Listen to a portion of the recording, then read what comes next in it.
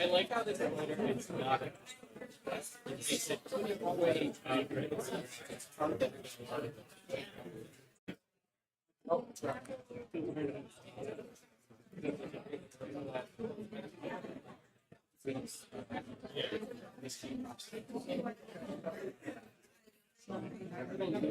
yeah, they don't do it. There's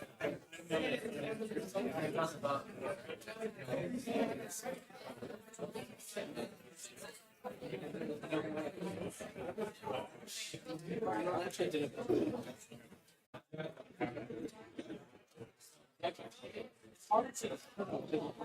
Yeah.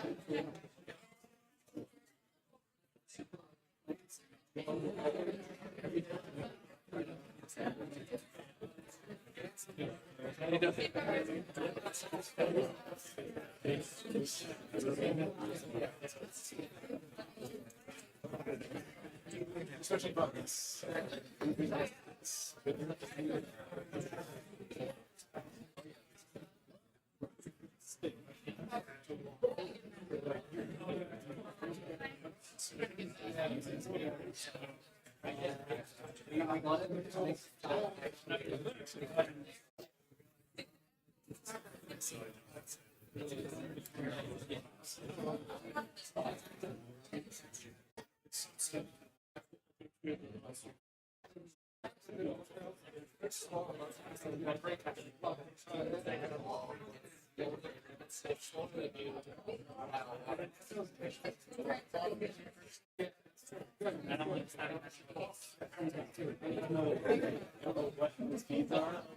I really don't think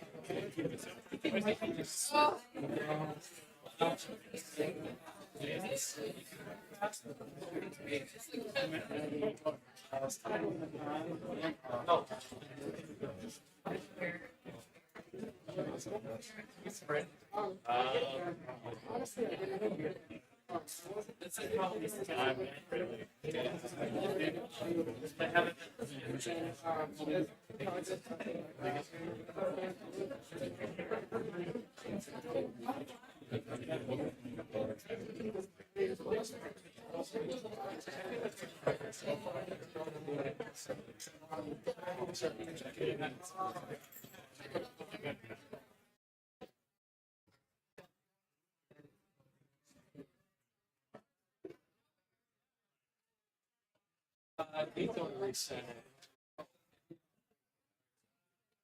I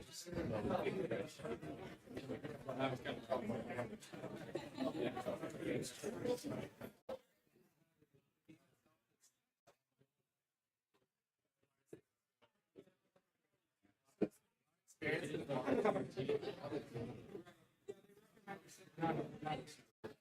picking up the lowers.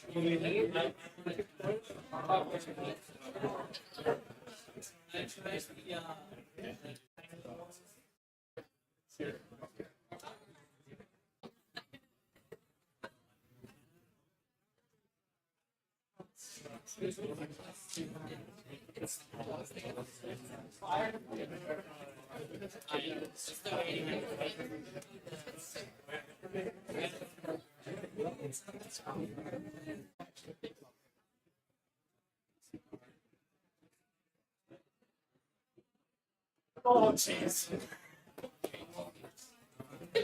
Nice. I'm winning that.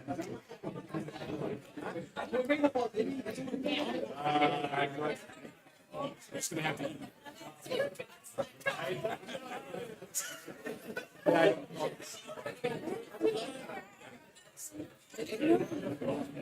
I've been hitting buttons like crazy. Yes. You know what? How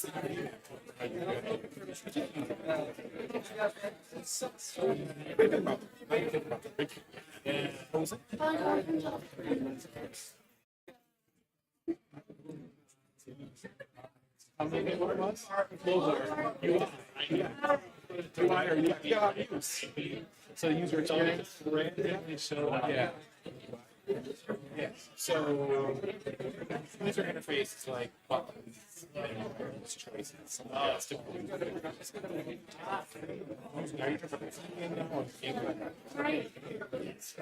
So the flow board is gameplay mode doing that so now this is for your so the user interface is just negotiation guide. How should the user interface look? Think about it. So, yeah. Style is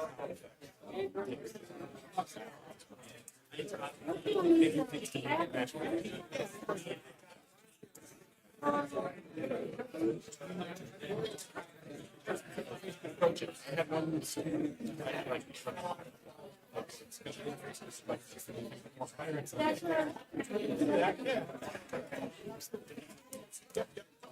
and it's always I'm always interested in decision on it. Right. I'm saying very good.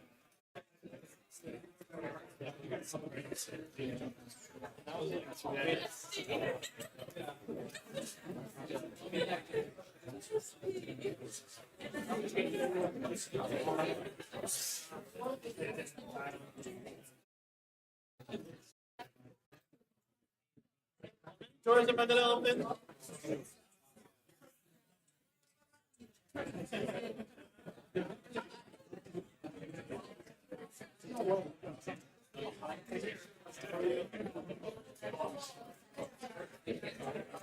Not turning around this time.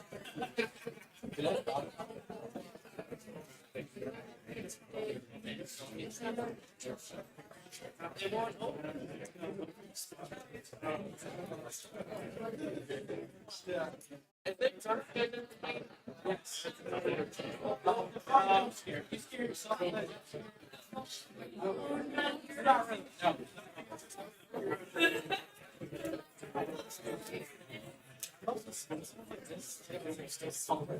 really.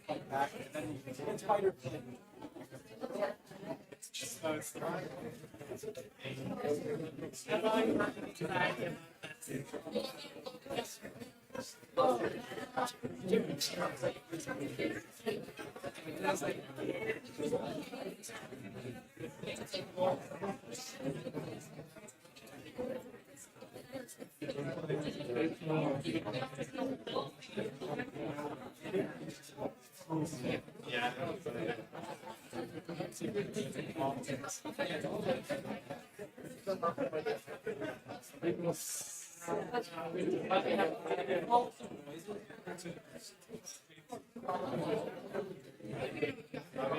I think you're like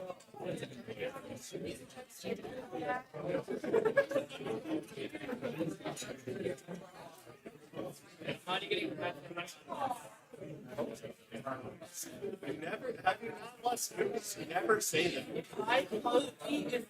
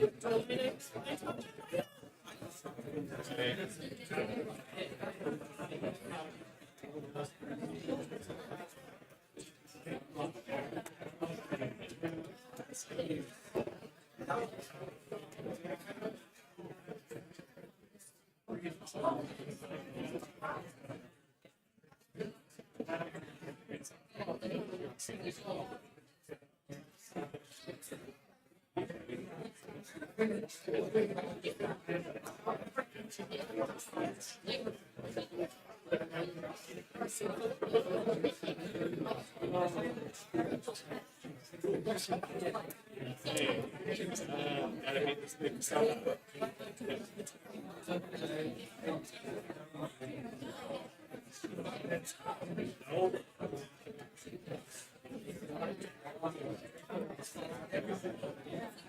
Much everything.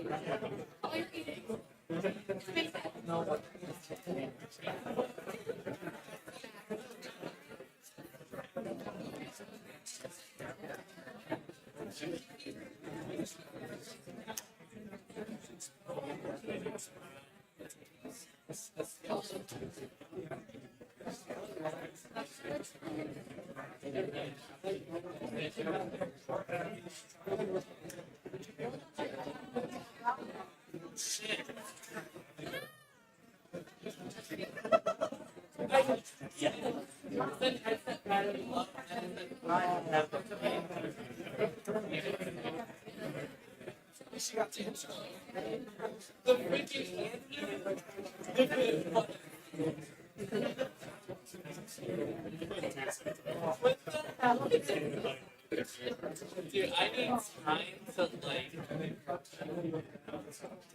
time to be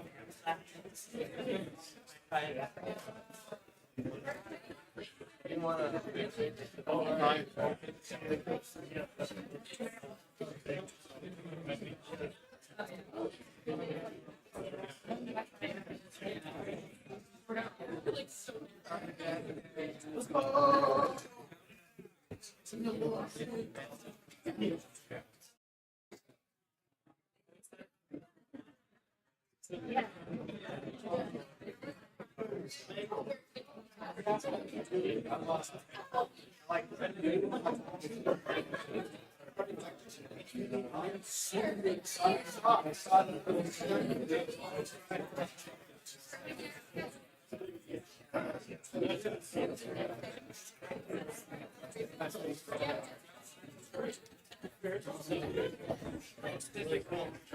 All right, we're going to get started with the presentations. If everyone could.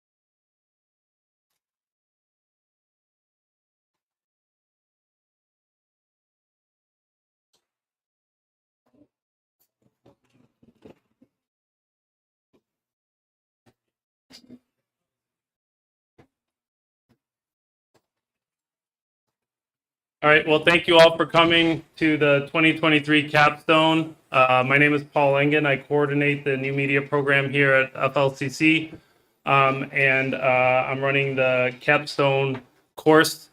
And the Capstone course consists of web, mobile programming and game programming and design and new media. So we've all kind of combined for a group capstone, and it allows us to kind of leverage overall the power that of all their brain trust of what they've learned from all aspects of the 2 years here. Bathrooms are over here to the left if you need to use them.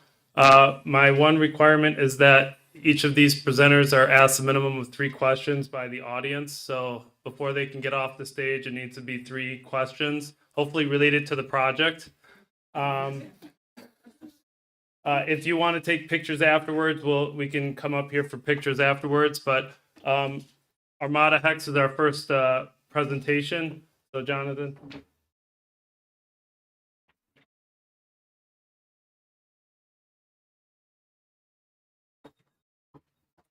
Thank you, Paul. Hello, everyone. My name is Jonathan Schultz, and I'm here for Project Armada Hex.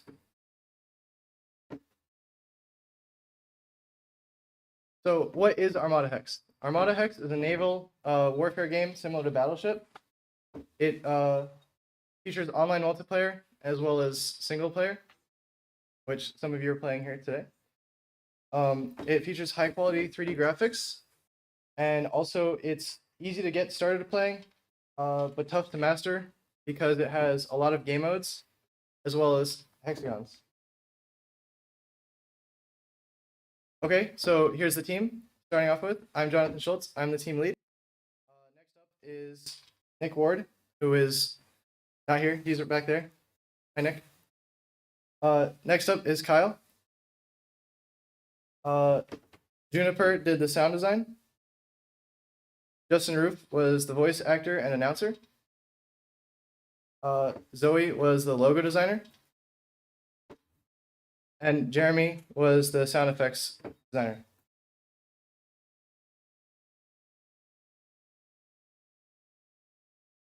Okay, so it does not appear the gameplay video is going to work.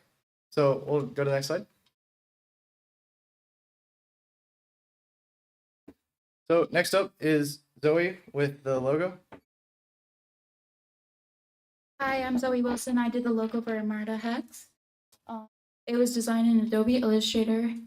These are all my designs I designed with. The final logo is in the corner near Juniper. It was stylized in AI tools, which is kind of like newer. And Midjourney AI, which is pretty amazing.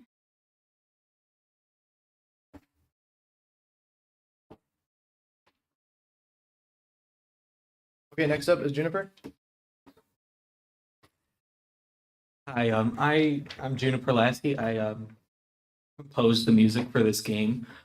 Basically, it was done in LMMS. It's a free digital audio workspace, and the audio for the gameplay, the audio is adaptive. It adds 2 other layers on the closer you get to winning the game, and there's 4 original soundtracks. There's 2 menu themes, the victory theme, and then the gameplay. But there's a video up there, and it's a little loud.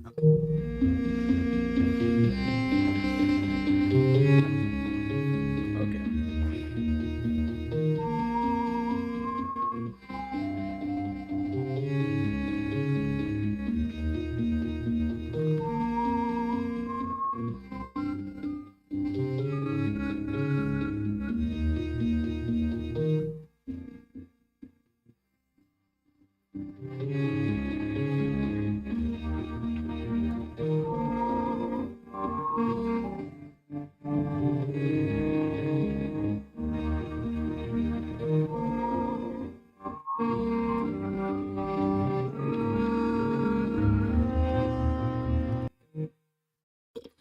And I think that's it for me. So. Everyone, I'm Justin, voice actor. That's now. Out of it allowed me to audio background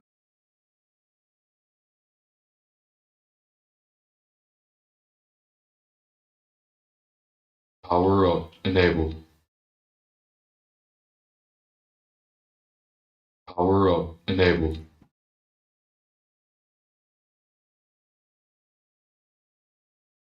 Sure. Transmission.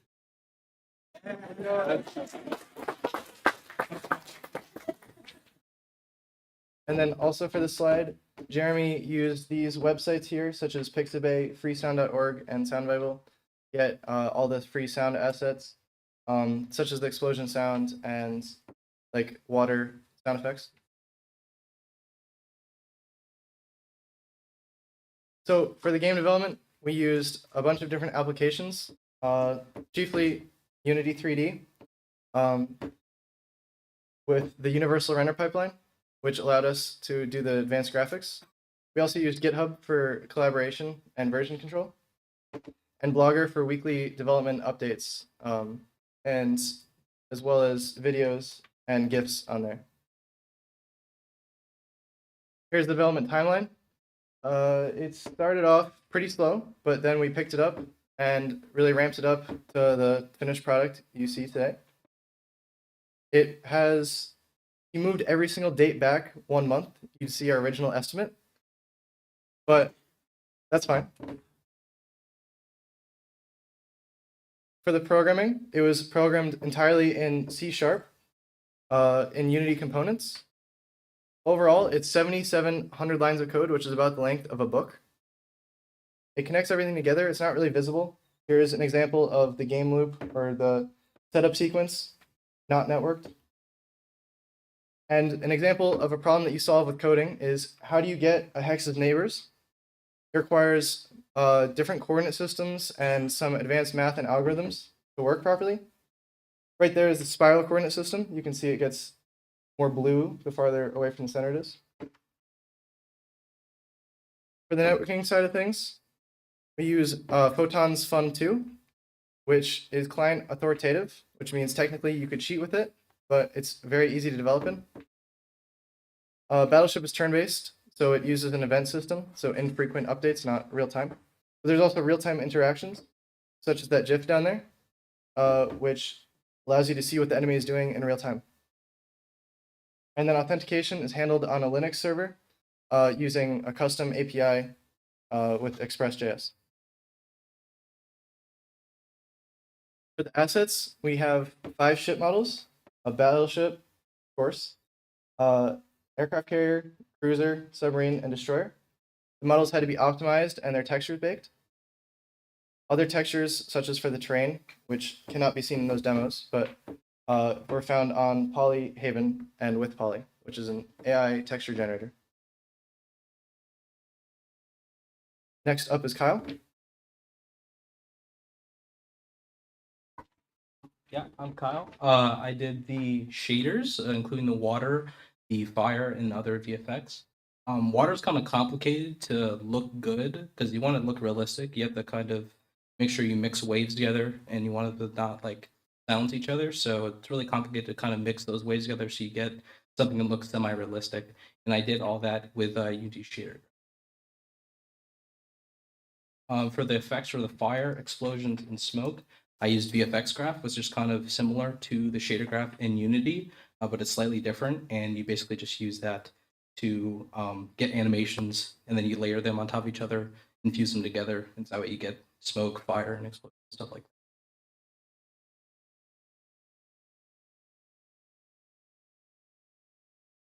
And finally, for the graphics is the user interface.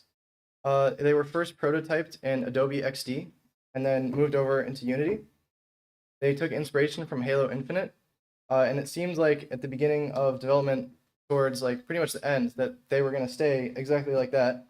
But luckily, we got to redesign them into those two and the rest that you see over there with a unique theme, not totally copied from another game. So now for the fun part, the issues and setbacks. Probably one of the bigger things is the large scope of the project. It was difficult to know where to start on the project, and a general lack of time. Games could easily be developed over multiple years, and we had 1 semester. but we got through it. For the graphical issues, performance versus quality was definitely a big one, such as keeping the water looking good while not slowing down the game so much that you can't play it. And to solve that, we used quad tree level of detail mesh optimizations, where the farther away from the center that you are in the mesh, the lower detail it gets rendered at.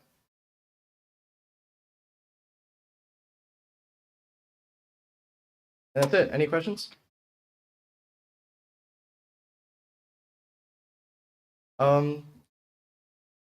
Hexagons. What's an An armada is like a group of ships. Yeah.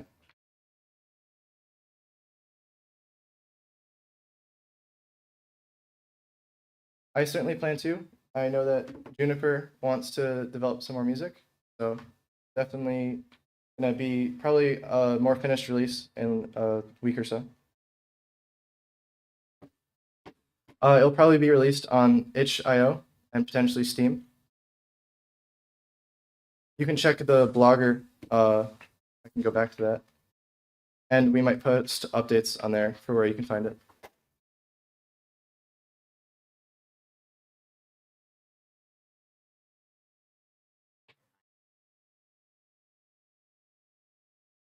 Yeah, probably just have more experience with it. Like, just not knowing where to start. Creating a timeline at the beginning would have been, we did that, but just blocking out exactly where everything should have been. And then, so we could have just filled it in as compared to figuring it out as we went. So, and here's the blogger. Thank you very much.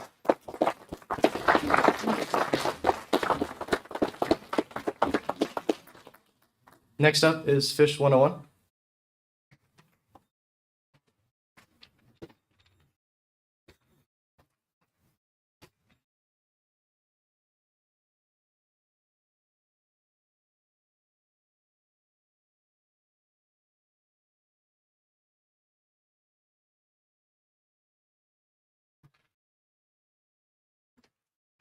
How's everyone doing? I'm Dakota, and I was the lead on the Fish 101. So we're a educational fishing-based app. Our goal was to bring free education to beginner fishermen. If you look around for fishing apps, there's a bunch of apps that you can get, but most of them charge subscription fees. So our goal was to make a free one for people learning how to fish. I'm Dakota. I'm the lead. Kirsten's the co-lead and the designer.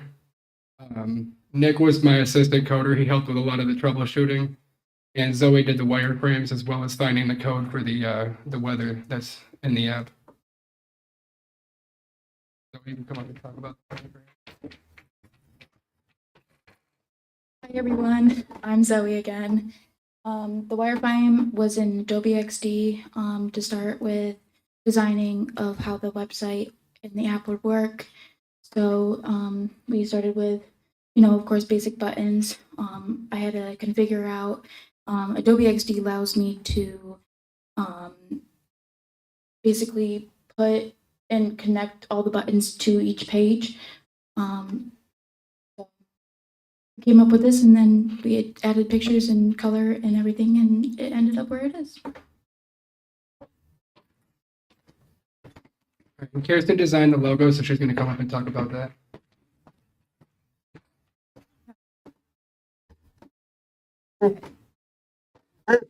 Thank you. Hello, everyone. I'm Kirsten, and I was in charge of all the logo designing for this app. So as you can see, I started off with roughly 6 sketches that I just took without any input from him, just based on what he was looking for. That's first 6. And then after taking his input, we came up with the final one pictured in the middle, which using Adobe Illustrator, I was able to finalize to the final 2 you see over on the right side of the screen. And then Zoe, you wanna?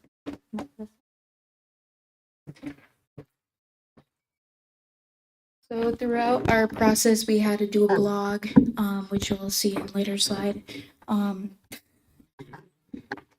So this is some of our pictures to, help with our process to show, what we were doing. So this time we were picturing all our baits that you would see in the app. So the software we used was Visual Studio Code. We hard coded everything. I didn't count how many lines of code we did, but I could tell you there's 30 different HTML pages involved, and I could get into it, but there's a ton of coding.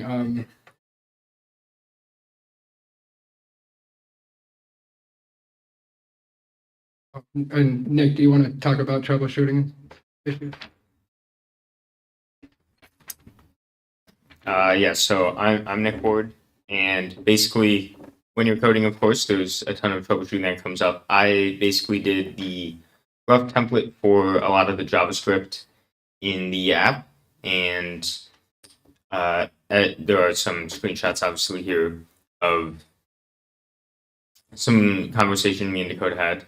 But when the app generates or goes to separate pages, they're dynamically created sort of based on what location you pick, certain things like that. So we needed to sort things out. And we also worked with PHP and uploading files to servers. So we had to sort a good amount of things out there, and basically trying to use JavaScript or HTML and running it locally or off a server. So experimenting with that and trying to get that all to work. And in the end, we were able to sort a lot of it out. So and get the app going and running.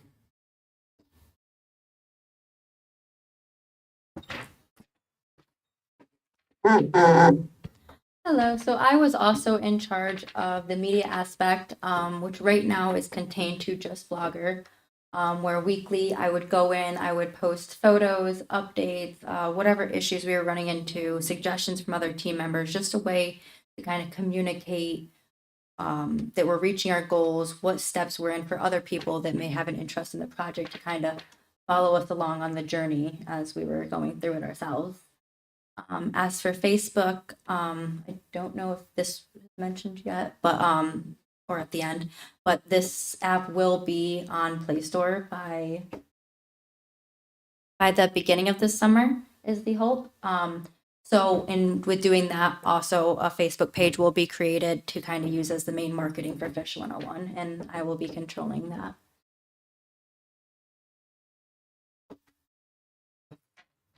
So I just added some screenshots to the rough timeline. The first couple weeks was mainly just design with the wireframes. And then weeks 3 and 4, we were kind of in progress. We were starting to build the app a little bit. It was starting to come together with colors and shapes and everything. We hadn't had images. And then as you could see, over the next several weeks, we had kept it coming. And then for the ending of the semester, I mean, we've just been trying to focus on fixing the PHP issues with the upload. The biggest issue we've had is with the uploads is we need to send it to a different area for me to approve. And then after I approve, it can get sent to the app. So we'll have to update it weekly or monthly. And we still haven't quite finished figuring out how to do the whole thing through PHP. So, but besides that, like Kirsten was saying, the app hopefully will be on Android and iOS, hopefully by the beginning of the summer, and for free. And then here's just a video through of what the app looks like while you guys ask questions. Any questions? Yes.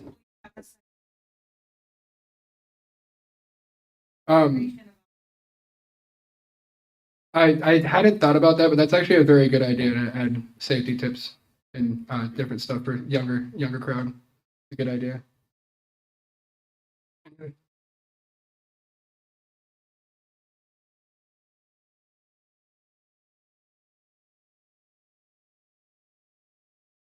That's another thing that I actually hadn't thought of. It's another really good idea. I would have to look into what it would take to code different like the chats because we got to keep we're trying. It's educational and I intend it to hopefully be for kids. So everything's just got to be able to stay appropriate is our biggest thing with that. Anybody else? All right, up next is Super Drop Down. We gotta get one more question. Oh, yes. My favorite type of fishing is bass fishing. I'm a big kayak fisherman, so I go out bass fishing almost every morning.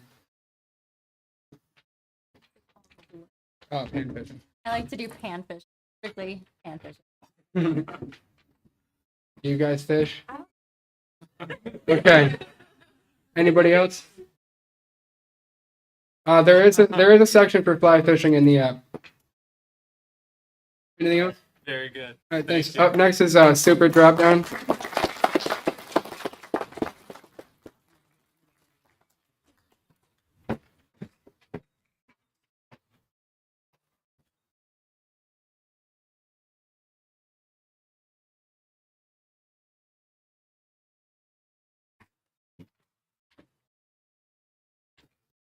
Hello, everyone. Thank you for coming out. My name is Andrew Black. I am the lead designer on Super Dropdown, which is a 2D fast action platforming roguelike. Together with me, this is my team. My co-lead and UI designer, Justin Roof. My two programmers, Joshua Peterson and Juniper Lasky. My lead art designer, Nico Clary. And a big special thanks to Jeremy Dale for joining us, who helped us a lot with the sound design as well. So what is Super Dropdown? From a game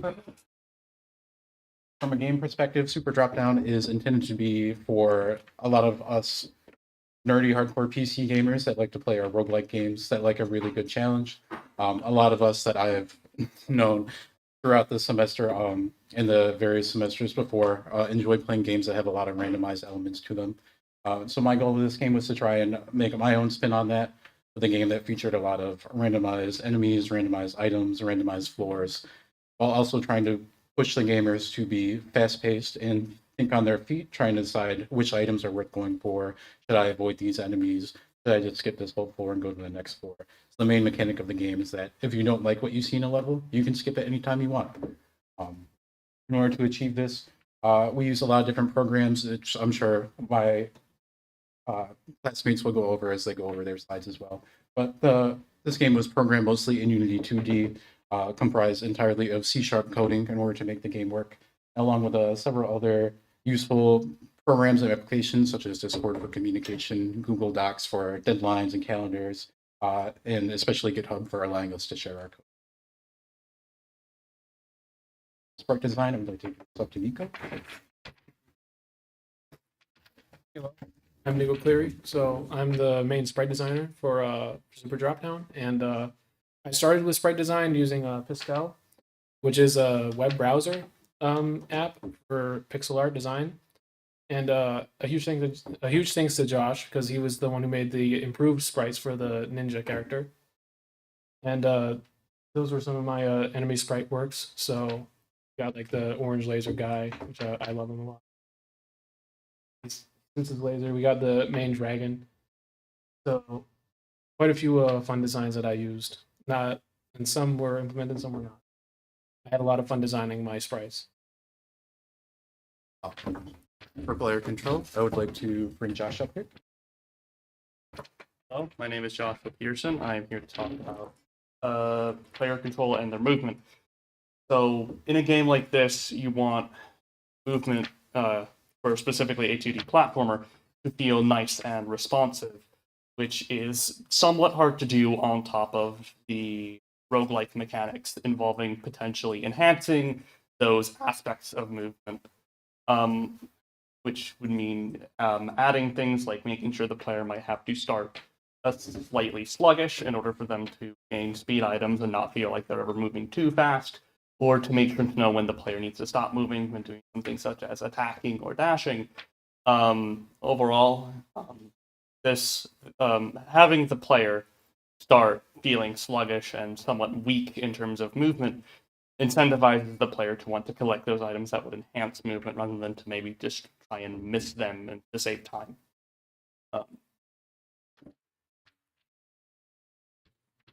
For items, our programmer Juniper. Hello, I'm Juniper. I programmed the items for this game. They were, we divided them up into 3 different categories. Stat upgrades, ones that would upgrade specific stats. That includes the number of jumps, which is a statistic, the max health statistic. Upgrades are passive upgrades are basically things that can't really be categorized in stat, like in terms of stat upgrades. It gives you a weird, like a unique perk, like the golden smoke bomb giving you an extra life after dying.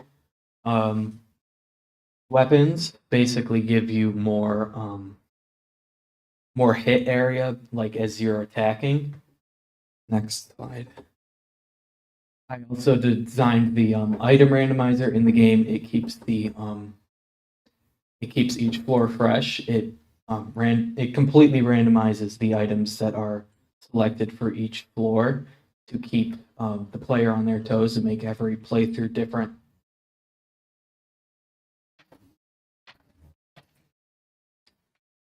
When it comes to the enemies, that is something that I ended up taking control over.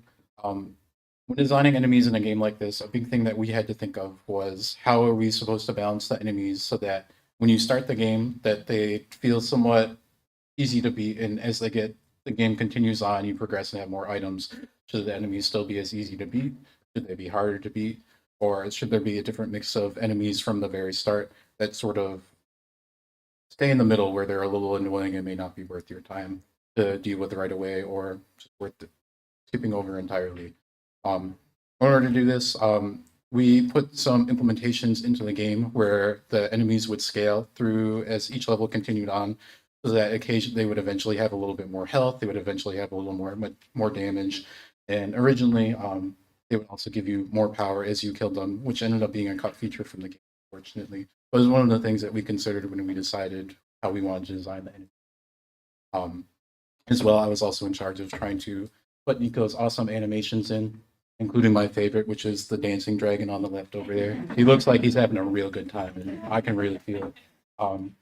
And trying to decide other small nuanced things, such as how fast should they move, should they jump at this angle or that angle, learning how to use Euler angles for the first time, which I got a C in physics, folks, so that was really hard for me to do. But it ended up being a major thing that I ended up having to do in the game, and it ends up being a really big, important aspect of the game, because after all, enemies are the main obstacle of the game that get in your way from powering up and collecting items. When it comes to level design, this is also something that we need to take into account, because ultimately, if you can skip any level in the game, we need to make the players feel like they actually want to play the levels in the game and not just skip them. There are a couple of ways that we came around to trying to get the players to play the game. There's one, there's the unskippable boss at the very end of the game, where if you don't have enough items, you're probably not going to have a very fun time trying to fight him. Probably just die. A lot of other things we had to think about was item placement. Juniper's items that she went over earlier are randomly placed throughout the levels, and they change each time you play, which is a part of a roguelike game, is all the randomized elements, along with all the enemies that are randomized. So the only constants in the game are the floor designs. So we had to decide where we wanted the enemies to spawn, how we wanted the floors to spawn.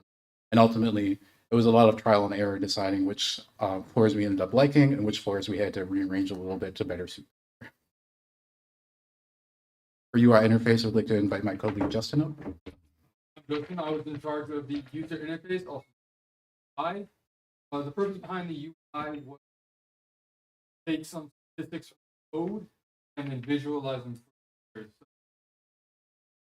Attack speed, damage, jump speed. Top right, you can see our initial UI concept sketch. We wanted all the information to be on the sides of the screen. That way, main focus could be style, and then the player could quickly look to the left, top, or right to see information. Top left, we have health, attack speed, stuck on the left. One feature that I like that we added was down here on the bottom right hand side. It kind of visualizes how many floors there are total, which we have 10 floors in the boss. It will also highlight the floors on. As you go down, you can quickly, I have this many boss, not complete. Top of the screen, line that you have left. without losing. But every time you go down a floor, as you go through that balance, you want to do adding that with. We have that, which is game UI. We also have main menu instruction screen. Here, all these buttons, method of canvases are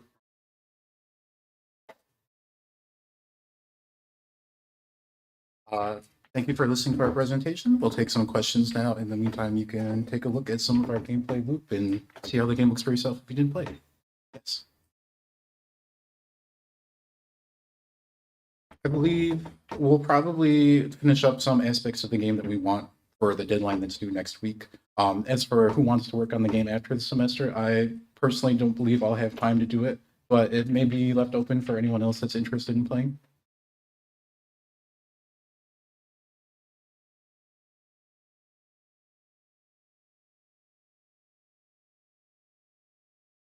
I didn't think so at all, no. Piscal, which was the main art program that Nico used, I'm not sure how to describe it, but typically there's a background to every image. Normally it's like white or something, but when you use something like Piscal, it comes with those checkered things that sort of tell whatever you're using that, hey, there's not really a background here. You just want like this main thing. I found it really easy. The animator for Unity can be a little complicated to work with at first, but once you start getting used to it, I had no problems with it at all.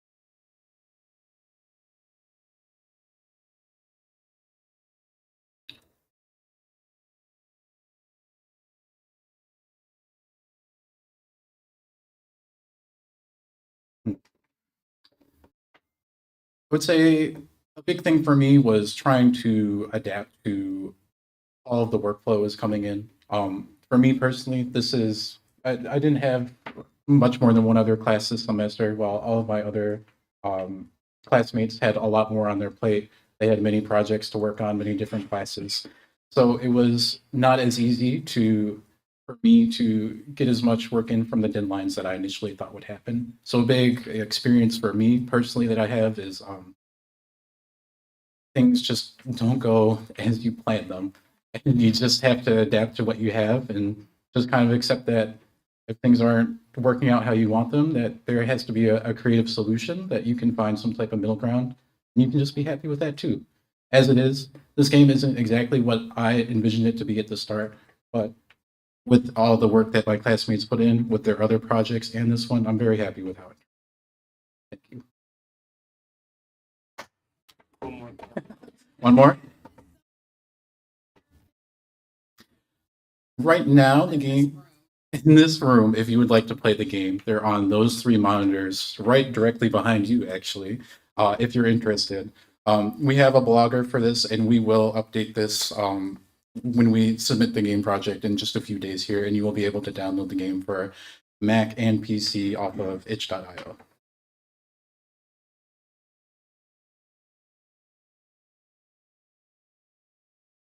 At the time being, mobile was unfortunately one of the things that got scrapped due to the amount of core concepts that we need to put in the game. If some miracle happens, I would be happy to put it on mobile. I would love for people to play this on the phone. Yeah, I could see that too, having a big screen like that. It was originally a concept that we wanted to get in, but as I said, the workflow, unfortunately, it just didn't match my initial ideas for what I thought would happen. So we just had to cut some features and try and get the main parts of the game in so that we could have something presentable and playable for today. Is it possible? Yes. Is it likely? Probably not. All right. Thank you. Please stick around and join us for FL Workbooks.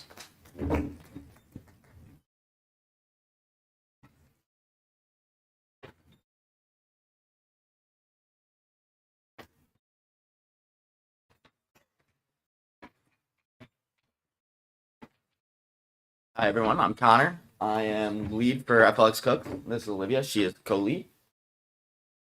idea behind FLX Cooks is I'm not from Canandaigua, so when I first came down to this campus, I had no clue what food was around. I'm from Fairport. I'm from city of Rochester. I know those places, but not so much down here. Most really I was comfortable with was maybe the sandbar after a day on the lake, something like that.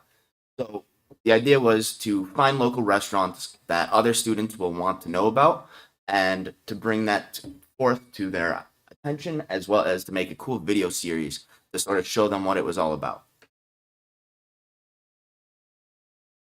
So we had 3 teams for this. We had a social, a video, and a web team.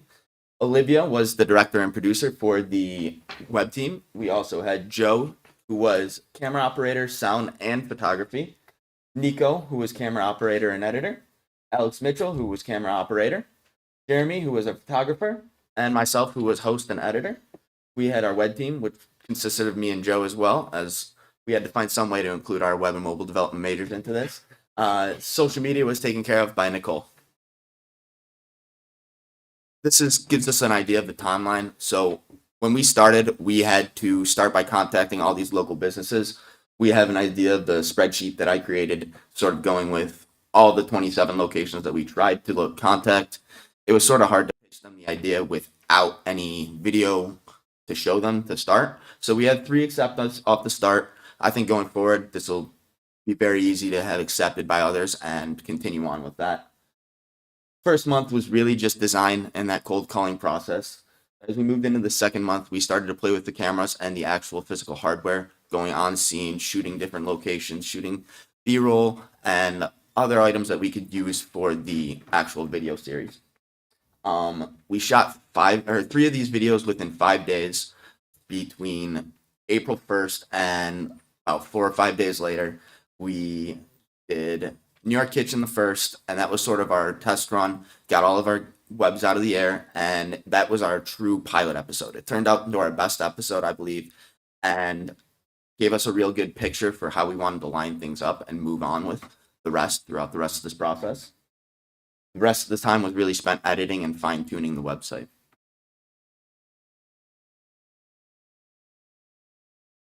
Hi, I'm Olivia. I'm the director, producer, editor, whatever you want to call me. So for each shoot, there was about a 5-person team with rotating team members. There were 4-hour shoots pretty much throughout each shoot that we did. And we came up, unfortunately, a lot of issues came up. We had a camera overheat during one of our major interviews. We had crew sort of petering out towards the end, and no, it's okay. And we were also told that we couldn't film the chef cooking, which is our entire video for one shoot. But I think we adapted pretty fast, and Connor and I sort of came up with a totally new idea, and the video turned out pretty well. For post-production, we used Adobe Premiere for editing and Adobe Audition for fixing some of our audio. And I'll pass it off to Nicole, who did our social media and marketing. Hi, I'm Nicole Drzek. I did social media. We mainly posted on YouTube and Instagram, and our main target audience was FLCC students and just the local area. We started following other local restaurants around the area, and they did follow us back, and eventually they did start reposting some of our photos. Helped.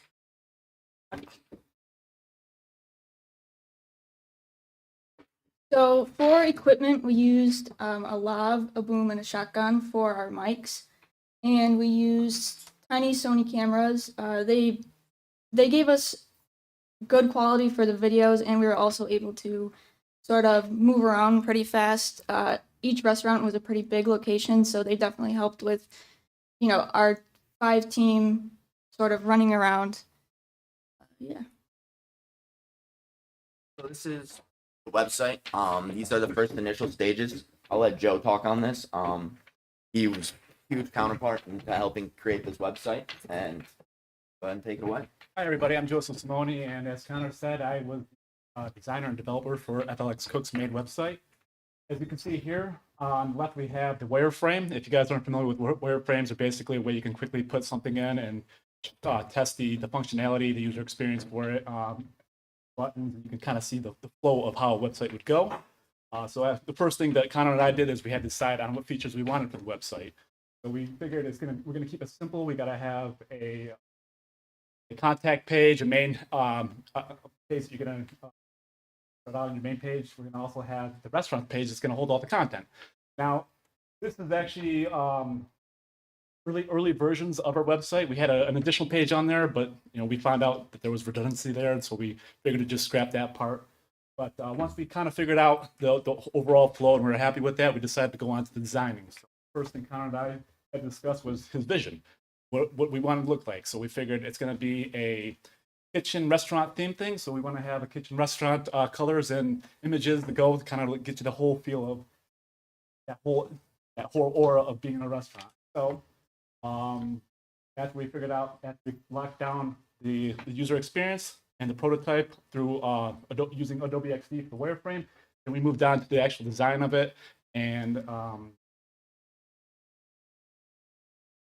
okay, and then once we got the design going, then it was time to actually build it. So with that, I'll turn it back over to Connor, and you can talk a little bit more about how the website was built, and then actually show it off a little bit for you. So we use the WordPress as our content management system for this website. We found it to be a little bit easier to put together an entire website all the way from scratch until what we wanted it to truly become. It gave us a lot of filterable gallery options and different options that really allowed us to take it to the nth degree and make it a good looking site that operated exactly how we wanted it to. These are our very early layouts, as you can see. First thing we actually designed was the logo. That was done in After Effects by Olivia. So we came up with the logo, and then we started to implement it and really brand our pages. So we got our layouts, for instance, over here. Got an idea of where we wanted to lay out the videos. When you get to the website, first video you'll see will be the most recent. Then there'll be other ones that are also been featured in the past. Comment section, as well as an overall view of who we were as FLX cooks, and even going down into the individual restaurant pages themselves. This one, that will be the website itself. So it brings you right into this nice home screen. As you scroll down, as we were saying before, you get the most recent video. This will link you to the Google Maps, to their socials, to anything that you want through those. You continue down, this gives you a history of the other videos that we also have for our video series. And if we go up to the top and click on restaurants, this is the restaurant landing page. So as you click in and go to these pages, the most recent one will once again be featured here, followed by at the bottom we have a filtered menu. We included other locations, so Canandaigua, Geneva, Victor, also other campus locations. We stuck with Canandaigua for now, but we figured this could be continued on for future generations of this class and capstone projects. Other than that, move on to the next one. Reflections. Other than the common issues that we were speaking on earlier with Olivia's slide, starting social posts a little earlier could have helped us gain a little more traction with local businesses. However, we needed the content to provide, and that didn't come until later in the April month, just due to timing of getting acceptances and things like that. WordPress was very helpful to use, as I was speaking on the ease of use. However, it did create a little clunkiness and a little bit of extra work at times that in our normal traditional coding environment, we would have been able to problem solve and mitigate issues a little bit easier. I learned that I'm not the best interviewer. I need to let conversations go a little more, listen to what people are saying. I had a tendency to not cut in, but I really learned to let the conversation grow by probably our second interview and just let people flow, let them go on their own path and let the conversation flow, because you really got really good information and it helped tell a story a whole lot more. And like I said, I think this would be awesome for future generations. Can continue on, send these out and get reviews from that. And I think people will be able to push this and pitch this to any business going forward. Sorry, thank yous. So obviously, thank you to the restaurants, Peppers, Stand Bar, and New York Kitchen.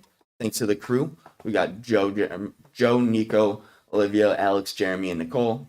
And thanks to the panel members who helped us throughout the entire project itself, giving us pointers and tips along the way from the beginning to 3 weeks ago when we had our final presentations and we got an overview of what we should clean up and make a little bit nicer. It was all helpful and created a wonderful environment.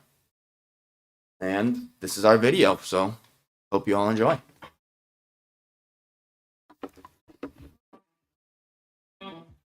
Welcome to Canandaigua, where food and culture intertwine. I'm Connor Bagshaw, and this is FLX.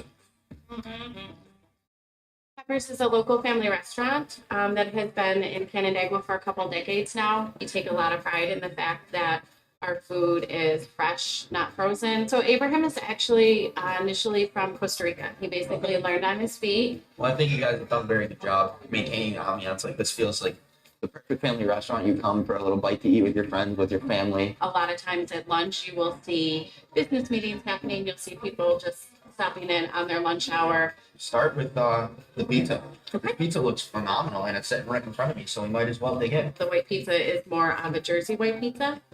The majority in this area is just kind of like a garlic butter base on a white pizza, and his is a garlic butter ricotta base. There's something that's just so welcoming and homey about this, where it feels like that perfect comfort food. Next up, we have a fantastic looking dish called Troy's pasta. This actually is a dish that used to pop up as a special occasionally. It was created by one of our chefs, Troy, and it was so well received that when we revamped the menu last month, we added it to the menu, and it has been very well received. People are very happy with it. It's a nice combination of vegetables, and it's got a little bit of bacon and the grilled chicken. Yeah. So it's very comforting, very filling, but also at the same time not as heavy. Wow. That's so, it's almost refreshing. You get that slight citrusy taste mixed with the crispness from and the sweetness of the tomatoes. And you get the crunch of the asparagus with that chicken and the grilled texture. No, you can definitely see, you can taste the presence of the Italian background from all of the previous restaurants. You can taste the passion, first of all, and the heart and the soul that goes into this. That's why I knew there had to be a secret sprinkle of teamwork or something on that. Something, yeah. But they just truly, again, Sarah, Abraham, and Troy, they all take a lot of pride in the food that they create. And it shows. Move to something that I also found was extremely unique and I've never seen on a menu ever. Porky's Nightmare has been on the menu as long as I can remember. Going back 10, 15 years. So it is a Pepper's original. It's a pork any which way you can find it, ham, pulled pork, and bacon, and then topped with pepper slaw, which is a house-made coleslaw that's a vinegar-based instead of a mayonnaise-based. Porky's Nightmare was a delicious, sweet and savory wrap that hit all the taste stations. If you're looking for a new establishment to check out, whether you're a college kid, looking for a quick bite to eat right off campus, or attending a concert at CMAC, you can connect on socials at pepperscanandaigua.com, Peppers Canandaigua on Instagram, and Peppers Family Restaurant on Facebook. That was FLX Cooks. Up next, we have Tiny Wars. But first, questions.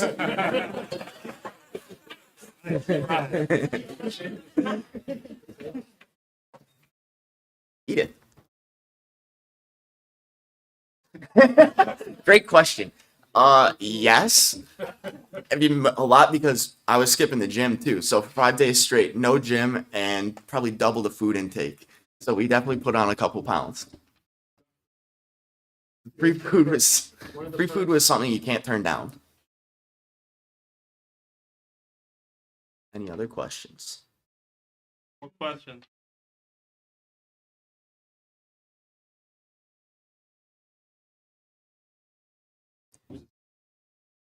Regarding what we were going to ask, no. We had preemptive meetings pretty much with each one. So after I cold called, we had like a sales pitch where I went in, sat down with them, pitched on the idea, and gave them an overall gist. Brought Olivia with me and showed some of her old videos and the style that she edits in. And as soon as we got in, they were really accepting of it. Questions were sort of on the spot. Like I said, once I learned to let the conversation flow, I started to not really prepare for them and go in understanding the menu and the vibe that the place was and sort of let it guide itself. Yes. Were there any restaurants I really wanted to do a coffee shop. Dial Java down in, I think, right on Main Street. They were willing to do it. However, they were in the middle of a renovation. So that was the one I really wanted to do. I just think shooting coffee would be really cool between all the close-ups and the steam that you can get and the different kinds of coffee. Plus, I really like coffee. Yes. No, not at all. That was one thing I was like, what if one of them isn't good? How are we gonna spin this into something positive? We didn't have to. Every place we went, not only were they super welcoming and like super accepting of the idea, but everything that they prepared for us was like next level good. Cool. Now, Tiny Wars.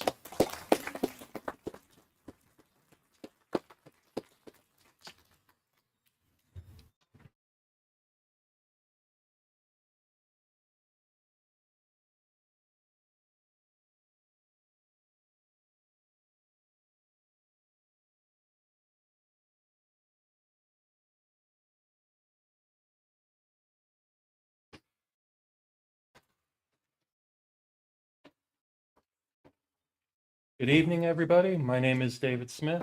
I was project lead for Tiny Wars, an augmented reality video game.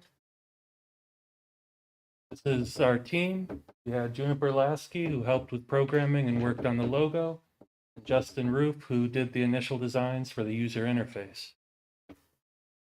First question to answer is, what is augmented reality? It is a fairly new technology, only coming about and gaining popularity in the last couple of years.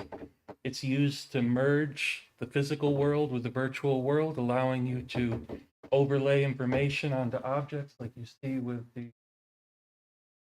anatomy dummy, or just add virtual details to the world. You can put pictures on walls, or it's really a limitless medium.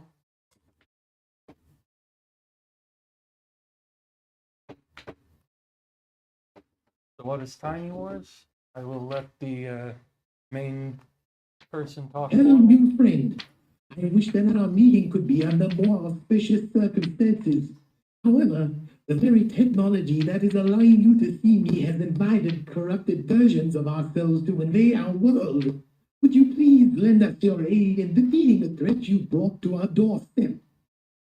Tiny Wars puts you in the role of a commander of small versions of this gentleman here that you have to defend from an incursion of corrupted enemies. To make Tiny Wars, we used a variety of materials. Unity was what we created the game itself in, but we used plugins from Microsoft, the Mixed Reality Toolkit. Voice acting was AI generated after a script was written by Replica Studios. Of course, we couldn't have done it at all without HoloLens. That's what overlays the virtual world with your physical one. Early on, we made the decision to work with primarily found assets or owned assets so that we could focus on the technology and the new workflow that it would require to use the augmented reality technology.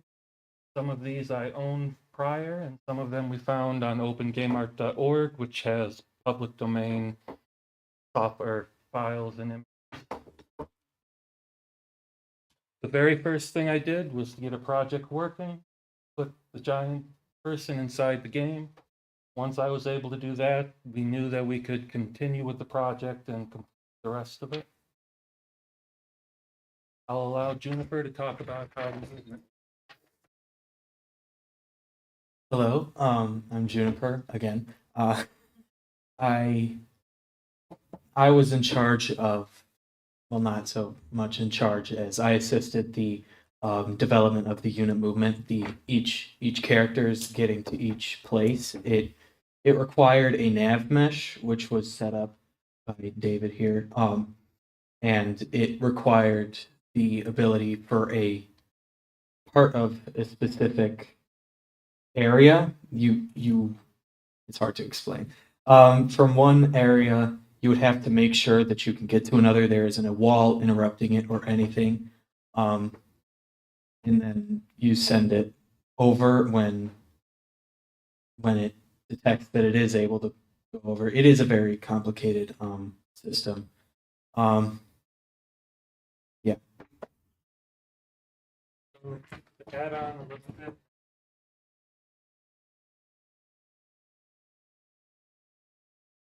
By unity, something that a object is able to move across without. Our earliest hurdles was that little triangle. Result of us working on a much smaller scale than a unit project usually is. Unity projects are measured in 1 units, or a meter. Working with objects that are this tall in the physical world, just make it work with smaller scale. Once we were able to move, we had to have a way to actually issue the commands to make them move. Wanted to have something that was unique to the augmented realities, like use voice commands. Multi-part process. We have to define keywords, define what it does. It's mapped to a method inside the C.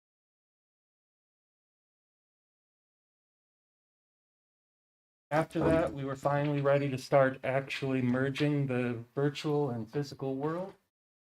Example of an early attempt at creating a mesh takes data in from the sensor on the headset. It creates what it sees, chair and a couch. Takes that, we are able to make a nav mesh based on what the set is seeing, so that when the units are moving around, they actually look like they're walking on, following, avoiding obstacles as you place. This was an issue that we had because of the resolution that the scanner works at with our initial object. Wanted obstacles that you could put in to show, to demonstrate how they could avoid. Too small for the headset to actually recognize. It did eventually reach a point where we recognized what we were printing. 3D printed some walls that were obstacles. Justin, you talk a little. Again, that's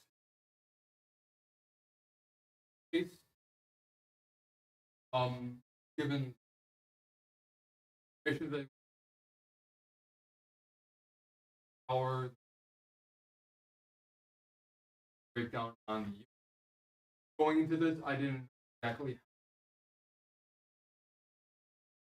how AR would work. Working this, so I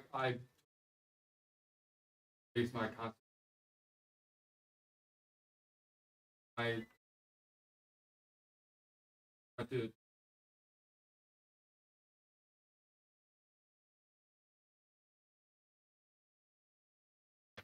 One of the benefits of using the augmented reality is it allows us to present information in a way that other games wouldn't. Video that's playing in the bottom left corner shows menus. We're able to hide unit information on one hand, as well as instructions on the other hand, so that they're always available, but they're never in your way to prevent you from. After that, we had accomplished most of the merging, focused on primarily gameplay mechanics.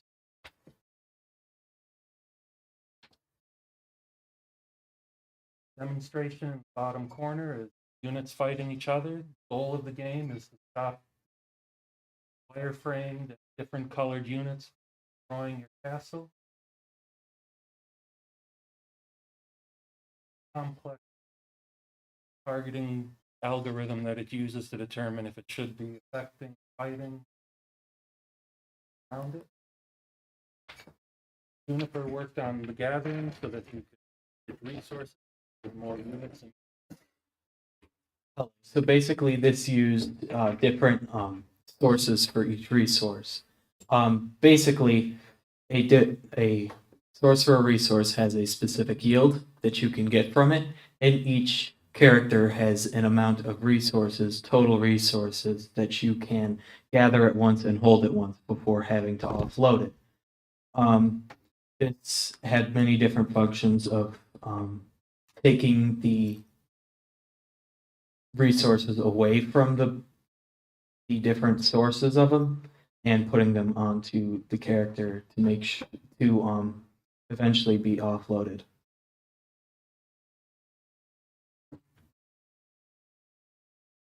Next, I had different structures that you could build. Castle initial structure that you start with and where you can train the units that'll gather your resources.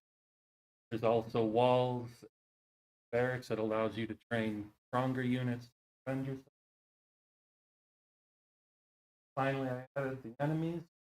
Look like the other ones, but have a different mesh, signify that they're not complete or nation. They spawn in waves, beat them all, or they manage to destroy your castle. Short playthrough, as I know not everybody got a chance. Wire mesh. Well, Set around them interpreting until the the physical spaceship. world.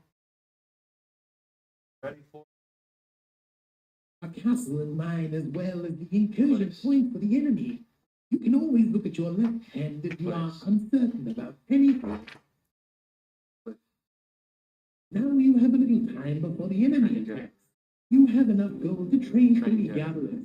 Just know now by saying train gatherer, you may be selected by saying target while looking at it and send it to gather by saying gather while looking at the mine. You should use this time to collect resources to build a barracks. So you would like a unit of yellow building. Now that you've built the barracks, you may look at it and say target. It will display the units you can build and their cost. You can train them by saying train brawler or train defender.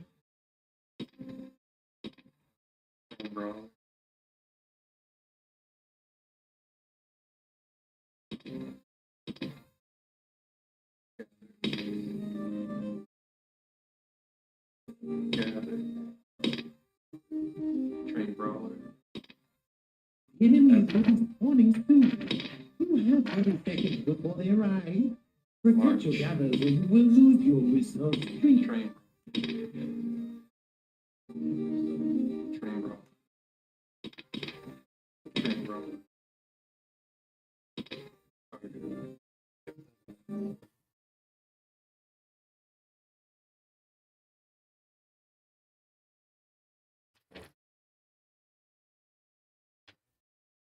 Fighting.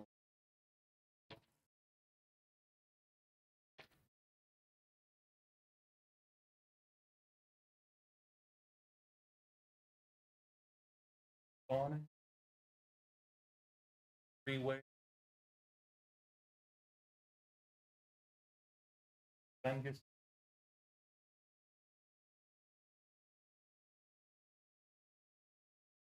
spawn the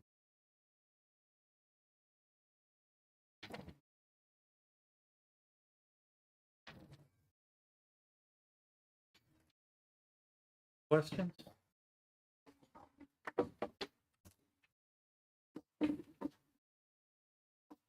Yeah. Getting it to work where the units would be able to walk along the actual objects in the floor. That's a relatively new feature in Unity that I hadn't used before, so it was a bit of a learning curve.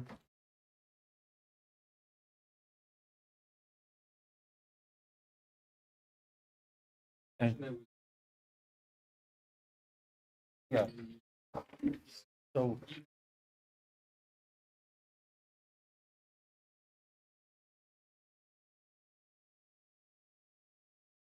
initial concept was to be able to stand at a table and play on a table. I think if I do it again, I would provide a little more flexibility because it's a lot of fun to use larger scales and play it on the floor. But originally wanted to fit on a table. Fortunate to do that, they have to be about that tall to not take up the.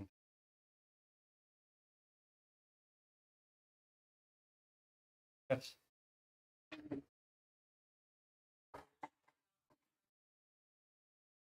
Yep. So the recognition for the headset is really finicky.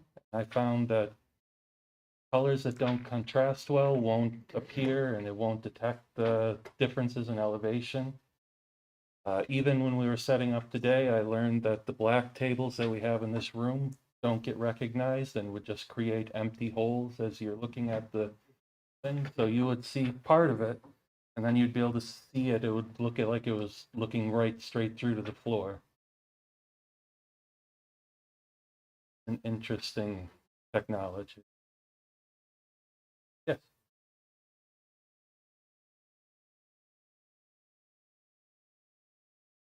No, mostly what got cut out was just polishing. I would have liked to add some different sounds, some effects, but I wanted you to be able to control the units with your voice, move them around the table, and fight the other one.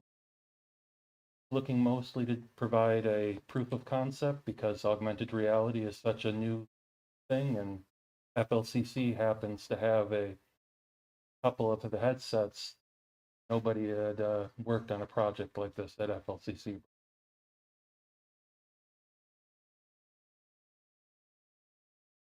Thank you.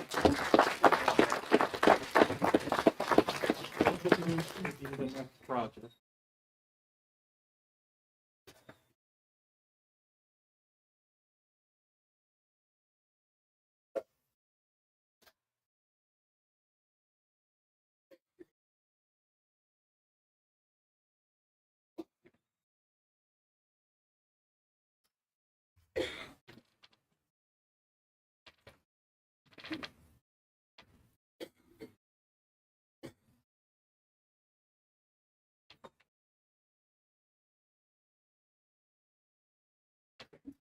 Good evening, everyone. I'm Nick Ward, and I was the project lead for Laker Links. Now, Laker Links is a digital collaborative tabletop puzzle game. So basically what that means is as you would have a puzzle on a table at your home, it's the same idea, except on the rolling cabinets, as you may have seen back there and played on. And they will be placed at each of FLCC's campus centers. So here in Canandaigua, in Victor, Newark, and Geneva. And it allows for real-time play between the students or staff at FLCC. So if you move a piece on one campus, it'll move at the same time on the other. You can see who's playing at the same time, who plays what piece. And the artworks featured in the game that are puzzles were submitted by art students here at FLCC as well. So for some of the applications that we used, Unity to build the game, we used Blender, which is a 3D modeling program to split up the puzzles, and the Adobe Suite, of course, for marketing assets, all those kinds of things. For our group members, we have me, Jonathan, Nico, Zoe, and Juniper, and I'll let each of them talk a little bit about what they worked on. Starting with Jonathan on some of the networking. Hello, I'm Jonathan, and I helped figure out what networking product we were going to use.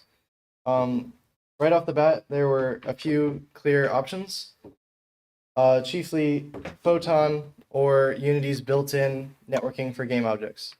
They all have pros and cons. Ultimately, we went with the top one here, Photon's Pun 2. We went with this because it was easy to develop in, and it had all the features that we needed. For this specific example, there are only 5 clients, all of the stands, or 4 clients. And so having a lot of security was not as big of a deal because people are not going to be hacking into these stands as they would if they were at their own home. And other than that, the net code for game objects was a little bit bulky and didn't have all the features that we would have liked.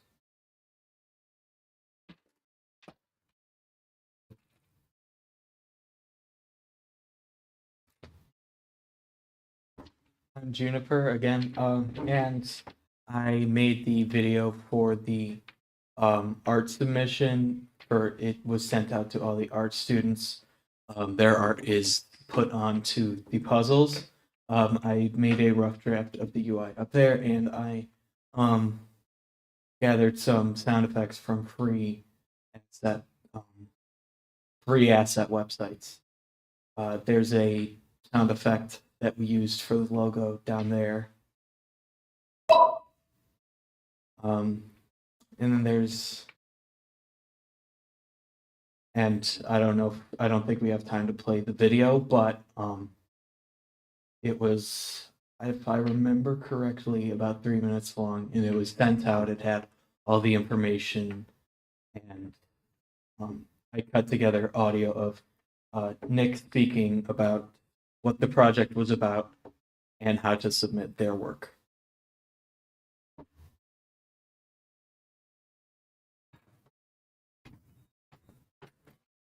Hello, I'm Zoe Wilson again. I did the art submission poster for all art students here at FLCC to submit.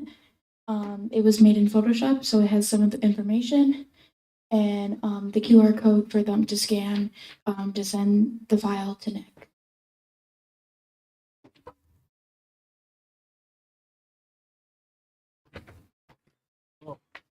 I'm Nico, and I animated the emotes for this game. So, using Adobe Animate, it was mostly a pretty simple process. The hardest part was actually animating the emote themselves.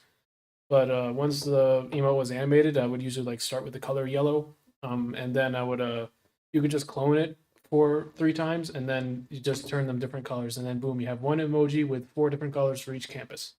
And repeat that process over like 5 times, and those are all the emotes that we have. So I made like a laughing one, high five one, a stumped one, a question mark, and thinking. Yeah.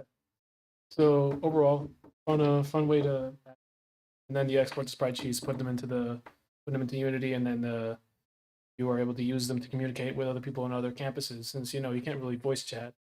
So this is a fun and simple way to communicate with other people that you're helping to solve a puzzle with.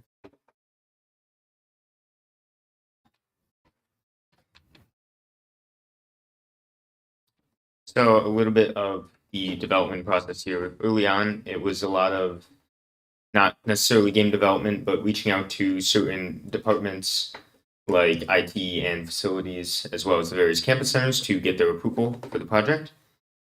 And as Jonathan mentioned before, things like networking research, figuring out which product we would go with to try to make the game work. And the tile prototype you can see up there about tiles snapping into place, kind of getting a rough setup for how the game would work.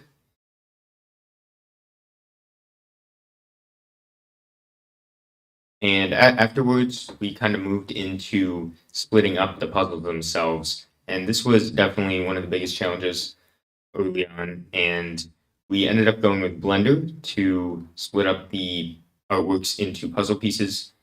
And we decided on Blender decently quickly, but there were still a lot of things to figure out in how to actually get them to split up and not have it be a super involved and time-consuming process. So we were able to get it down to a streamlined process that took a few minutes and had simple instructions to follow to make the artworks into puzzles.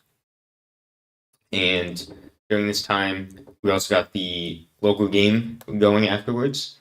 As you can see, no networking, but with the pieces snapping into place instead of the tiles, and working up your way to 100% completion.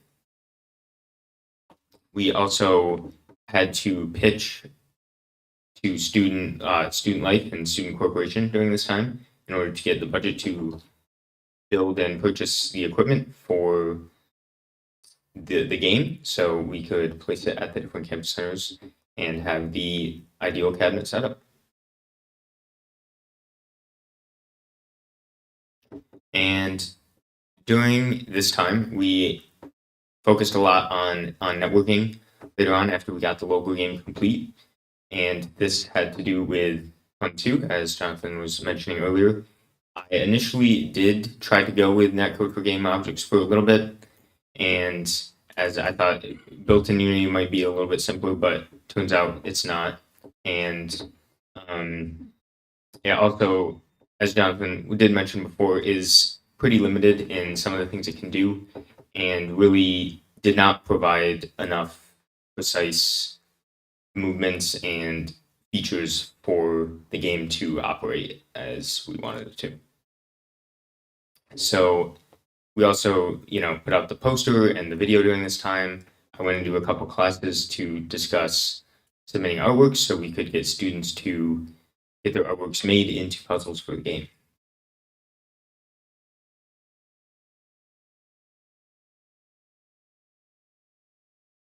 So some of the final features put in the emotes. Each campus has a specific color that they were coded to. So they send their own color of emote. So Kennedy were red, Victor blue, etc. As Nico was saying, in the different emotes. So you can send those to each other and know who sent them. When you pick up a piece, the cursor of the respective campus will show up. So if Victor, which is blue, is playing, you can see a little blue hand moving around the piece. Things like UI getting implemented, complete animations, some nice touches being put on the game.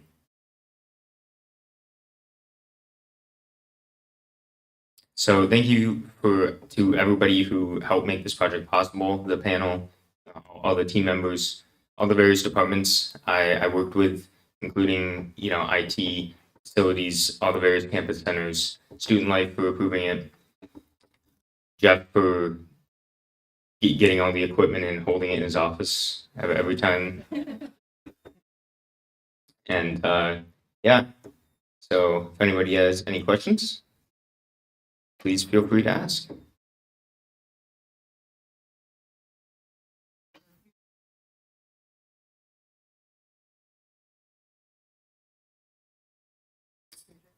We have explored the idea. This time there's not a necessarily streamlined process for that happening, but it's something we have been exploring, yes.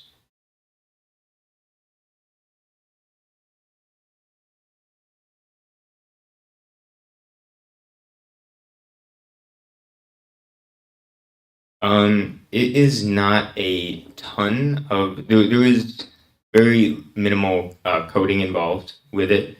It's a little bit time consuming of a process. We don't have an automatic process at the moment, but it's not too long either where it would be a huge hang up to do that.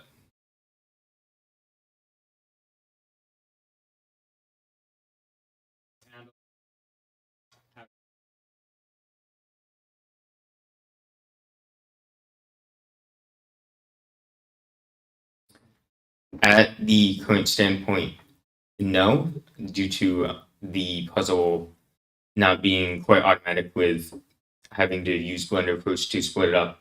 But if we were to make how to split up the puzzle in Unity itself, or if we did decide to use the same puzzle base and add some of the other puzzles, so you might get puzzles with identical pieces that would look different. Not that anybody would necessarily know, but that could be a possibility as well. All right, thanks everybody. Next up, we have Schism.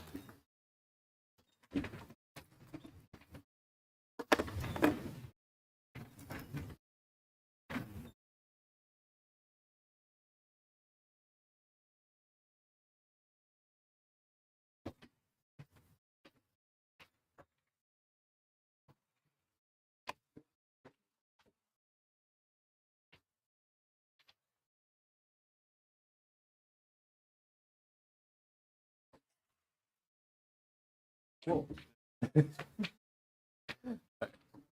Hello everyone, my name is Jim. I was the project lead for Schism, which we've dubbed a horrible experience, and you may try yourselves to determine if that's true.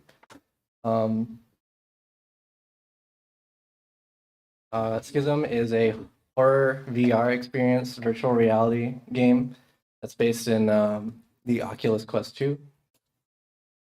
And we decided this early on that we'd be developing our VR game in Unity and among other platforms, standard platforms as you've heard up till now. Found in Audacity, and we have some 3D created in Blender and Maya. First of all, as a VR horror experience, I have dabbled in a lot of different game genres before, including horror, but VR is perhaps one of the more challenging and new mediums that I've never quite worked in before. And in terms of experience, I'd say a couple months, maybe. So we'll talk a little more about VR as a platform later. But in terms of horror, there are several core features and mechanics of a horror game that we decided that would be necessary for the experience to be enjoyable, quote unquote. Solitude is one of them. You have no allies in our game. You are always alone and will always feel alone. If you have played our game already, you know that you can't see 5 feet in front of you. This is intentional. The fear of the unknown. We aim to target the psychological and the more kind of base human discomforts. The next thing that we try to employ is a threat, a constant threat, and the feeling of not being safe. You will find out soon after you learn how to play the game that it's not fun. It's not fun to just stand there when something's right on your tail. And of course, above everything else, you will not be able to fight back. Your only option is to run, which I suppose could count as a form of defense. But really, you can't shoot him. You can't punch him. So at the end of the day, these 4 core mechanics are what we considered key to making a true horror experience. As project lead, I have a co-lead, Zachary, my lead programmer, who is very, very good. Our texture artist, Jeremy Dale, sound artist, Kirsten, and music was produced by a music major here at FLCC who's not here with us today because he's busy doing music finals. I'll go through the boring stuff now. Me as project lead, I managed my members in a way that every week we knew what we wanted to do. We set out tasks very early on and implemented our core mechanics in a way with great efficiency together by meeting up every week, making sure we knew what we wanted to do, any concerns we had to address. And in terms of practical application in the actual game, I kind of spearheaded the lighting and the sound, which was kind of a tumultuous process, but we'll get into that later as well. Next up, we have Zach, who's my co-lead. Hello, I'm the co-lead of Schism. I assisted Gim in quite a few ways over the course of this project. Early on, I jumped on the mapping for the project.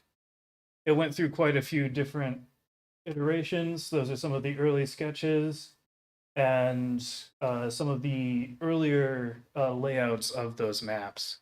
I also did most of the blogger posts and maintained that over the course of this project.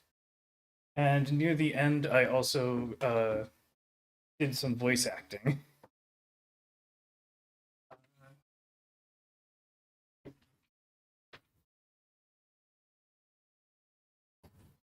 Hi, I'm Kyle. I did most of the programming for Schism. The more we went into how we actually wanted to do it, the more we kind of saw that there's going to be a lot of issues we need to solve and a lot of problems we need to fix. So one of the main things was how we wanted the monster to interact with the player. And what we came up to was we wanted the monster basically have two modes consisting of a wandering mode and then also a mode where they would chase the player. And in Unity, we were able to use the nav mesh system similar to what they did before in Tiny Wars. And it basically just follows around these waypoints around the map when it's not following you. And it just kind of trots along and goes to waypoint to waypoint and then returns back to where it was. And then when it's following you, of course, it just follows you around the map and tries to scare you. The next thing we did was we knew we wanted to have a lighter mechanic. You know, you kind of have to give that player a little comfort before you take it away. So with the lighter, we knew in VR, since it's such an immersive experience, we wanted to make sure that the lighter was also immersive when you were using it. One of the main things we were really happy about the lighter was you were able to flick it like you're actually using a lighter in real life, and that like instantly immerses you in what you're trying to do. And one of the cool things was we were able to also add a fuel gauge system, so the player also, while they have this comfort, you know, it's slowly kind of going away. So that's also another scary thing. One of the final things I did was after basically all the coding and stuff, we wanted to get work started on the ending, and I basically mapped it out, got all the code and stuff working for that. And we came up with a little like church kind of Roman, no, not Roman, but Russian-esque kind of architecture. And if you actually make it to the end, nobody's done it yet, but if you do, it's pretty cool.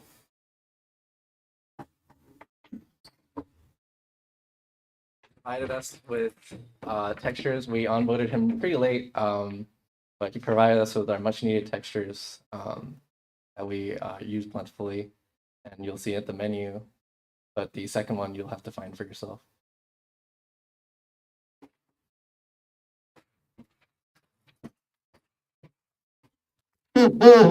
Sorry. All right. Hello, I'm Kirsten again. So I was the sound artist for this game. So what I utilized most was Adobe Audition, Zapsplat, and Pixabay. And basically, I would coordinate with Jem. He would give me a list, like you can see up to the top left. He was looking for monster chase sound, metal and porcelain objects, which I think we scratched porcelain, right? Porcelain. Okay. We're looking for objects like metal hitting the floor, heartbeat, generators starting and generators starting and persisting. And then from there, it was so many trial and errors of me trying to just sit in a dark room and listen to one sound that I found and then add in another thing. A lot of really weird things that you wouldn't think would make a sound are what created the sounds. Like for one, there's someone flicking a deck of cards and a cat playing on a plastic bag, and then I think stick that goes across like a chalkboard or a porch deck, like some type of wooden surface. And the scratching of all that ended up being part of, was it the stirring or the chase? Okay, the monster scurry sound ended up being all those random sounds that you wouldn't initially think of. But yeah, a lot of trial and error of trying to like build the suspense and fear and coordinate with what he was envisioning for his project and coordinating back and forth. Thank you. Here's a very short video of what the game looks like. You can keep it.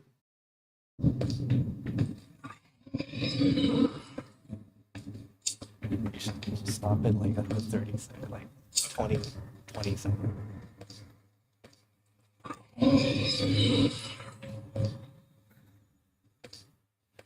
Well, you can stop. It's pretty dark. I promise you that the game, it's pretty scary even if you can't see, especially if you can't see, as you can tell. But hey, your hands. The game itself, when you put the goggles on, your vision's actually a lot better than it seems on recorded video. You'll just have to try it. Okay, blockers. We had a number of unexpected issues as per, well, we expected issues, but we didn't know what they were going to be. The VR platform and a horror game, lighting was going to be one of the core immersion mechanics that we found to be very difficult to implement correctly. But after some time lost, we managed to get it to where we want today, which is something like this. And another unexpected blocker is the performance on our builds were not up to par. And in terms of optimization, we don't understand the technology quite well enough to optimize it to a level we would be comfortable with. But it's playable. So it comes with a lot of lack of experience and understanding of the technology that created these issues, but fortunately didn't lose too much time from this. And of course, scope. As a horror experience, actually our experience is quite long. Despite it being long, we actually have a lot of cut content because of how much time we spent in polishing what we have.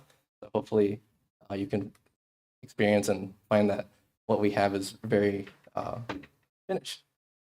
And here you can see our timeline. The first 4 weeks were incredibly fast-paced.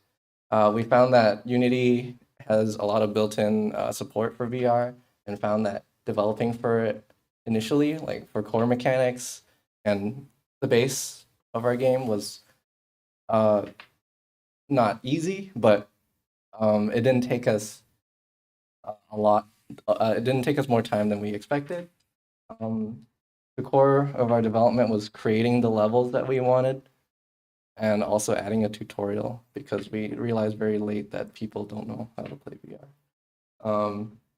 But for the most part, lighting took away a lot of time for us, and at the very end, we decided we took a lot of feedback and used that feedback to polish what we had. Thank you. Any questions?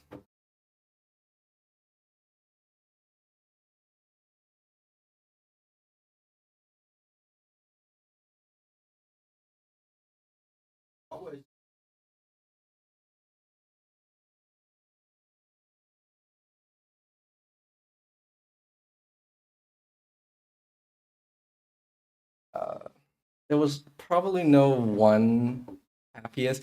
It would have to be the lighting. If you had to make me rank it, is because the lighting. If we had our game without lighting, I don't know. I don't know. I don't know if we could even consider the project possible to publish at that point, because we ran to like that kind of issue at its core just ruins the project. So being able to overcome that eventually was very cathartic.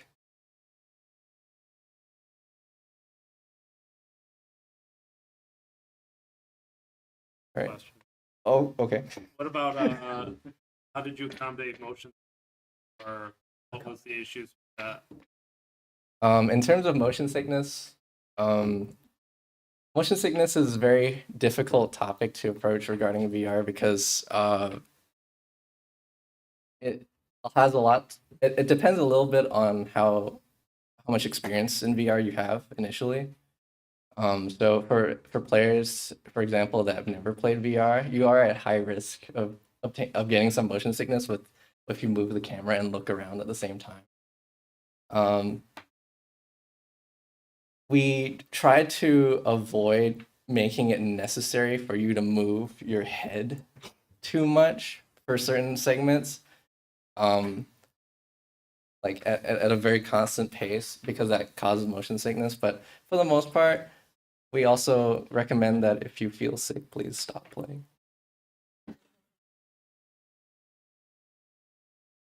Question. Okay.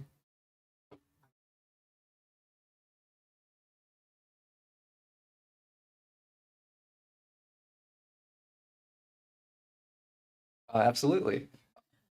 Have you guys made it to?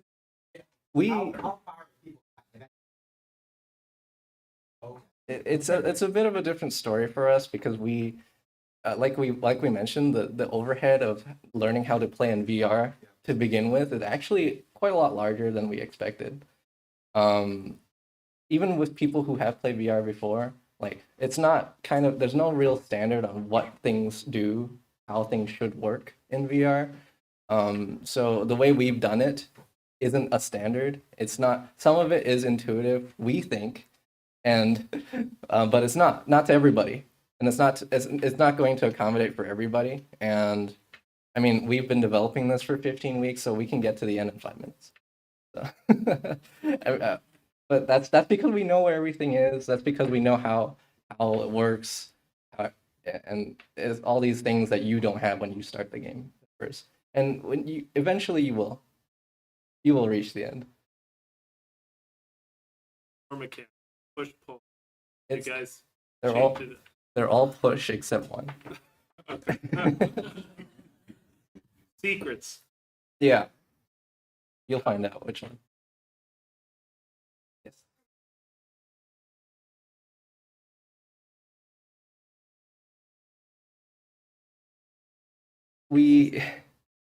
We've considered that the game is playable, but we do have some work left to do to it to consider it complete. So until then, no. But when that happens, I think we'll be uploading to platforms for download on Quest, like and as well as a PC client, for likely going to be on itch.io.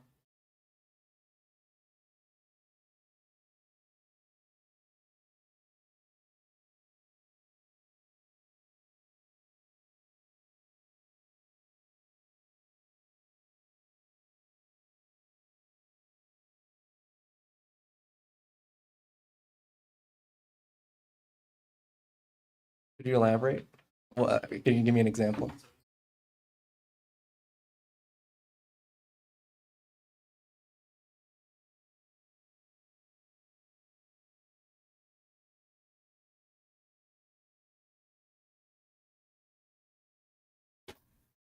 Right. The start initially when during design we tried to keep UI to a minimum to increase our immersion factor to keep the players interested and scared. We learned that there's no point trying to scare the player if they don't know how to play the game. So yeah, like you said, there has to be a balance, and finding that balance is tough. And in fact, I don't believe we could say with confidence that that balance is there. But there is a number of UI elements that is supposed to teach you how to play. And there's also a lot of implied visual audio cues that incentivize and push you toward a certain direction. But we don't force you. If you die, you die. So I thought your favorite part of it is out when. yeah, I mean, yeah, so the wall says run. There's a loud scream behind you. If you don't run, I don't know what else to tell you. Yes. Another way. I went back. But you can turn around. Thank you. Thank you.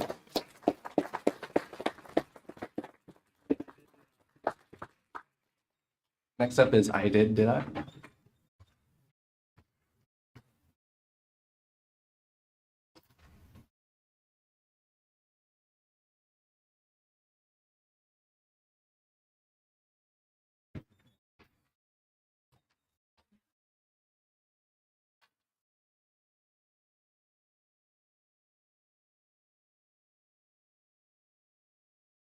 Hello, everyone.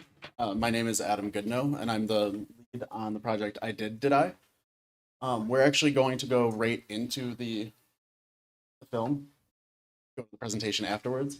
I do want to give a heads up that, as you see in the program, there is mature content with it. It has themes with like mental health, particularly suicide. So just want to give that advisory up front. But otherwise, I hope you enjoy Did I?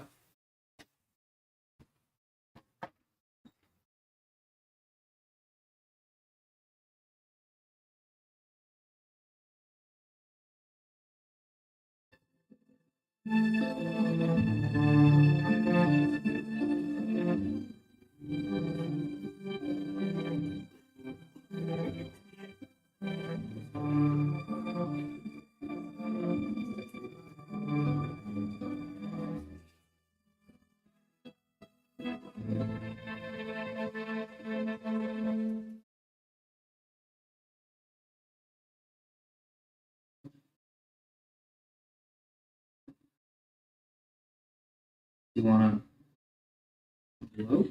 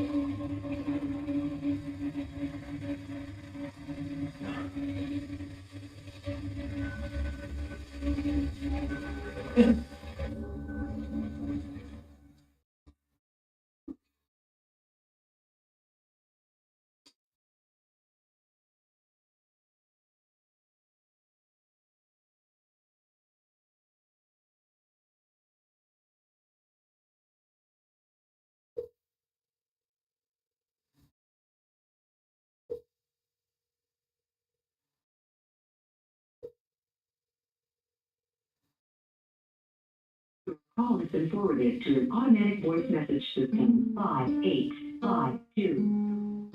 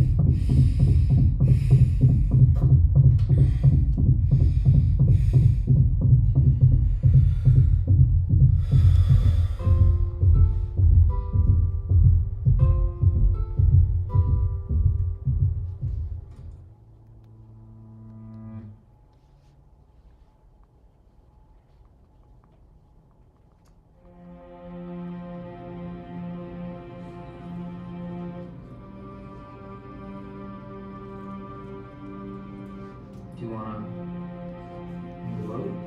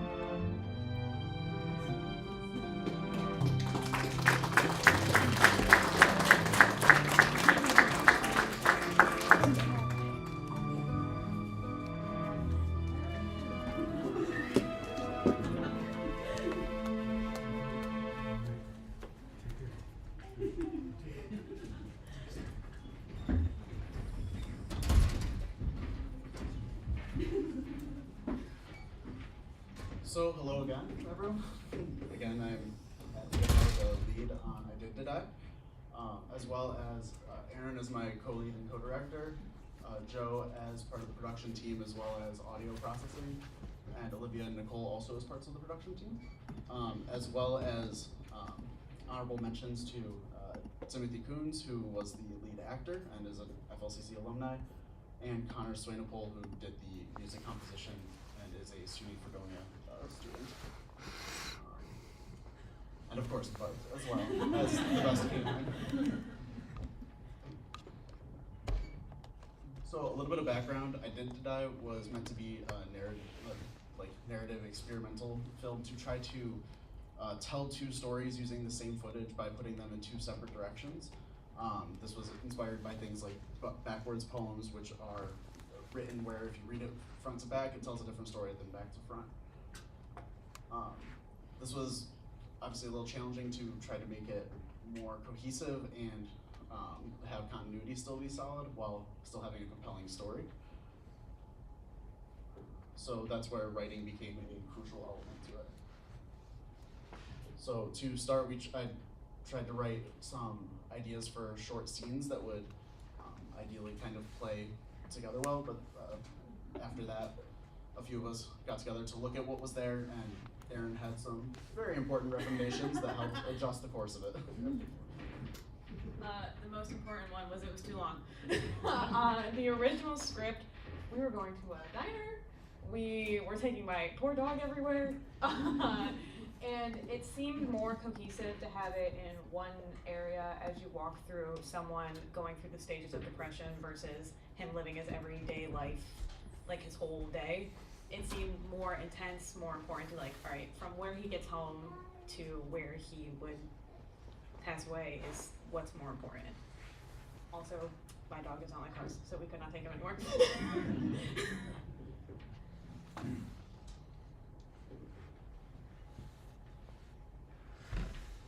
Basically the same thing, and we had a few ideas before. There was a loss of a family, someone getting married.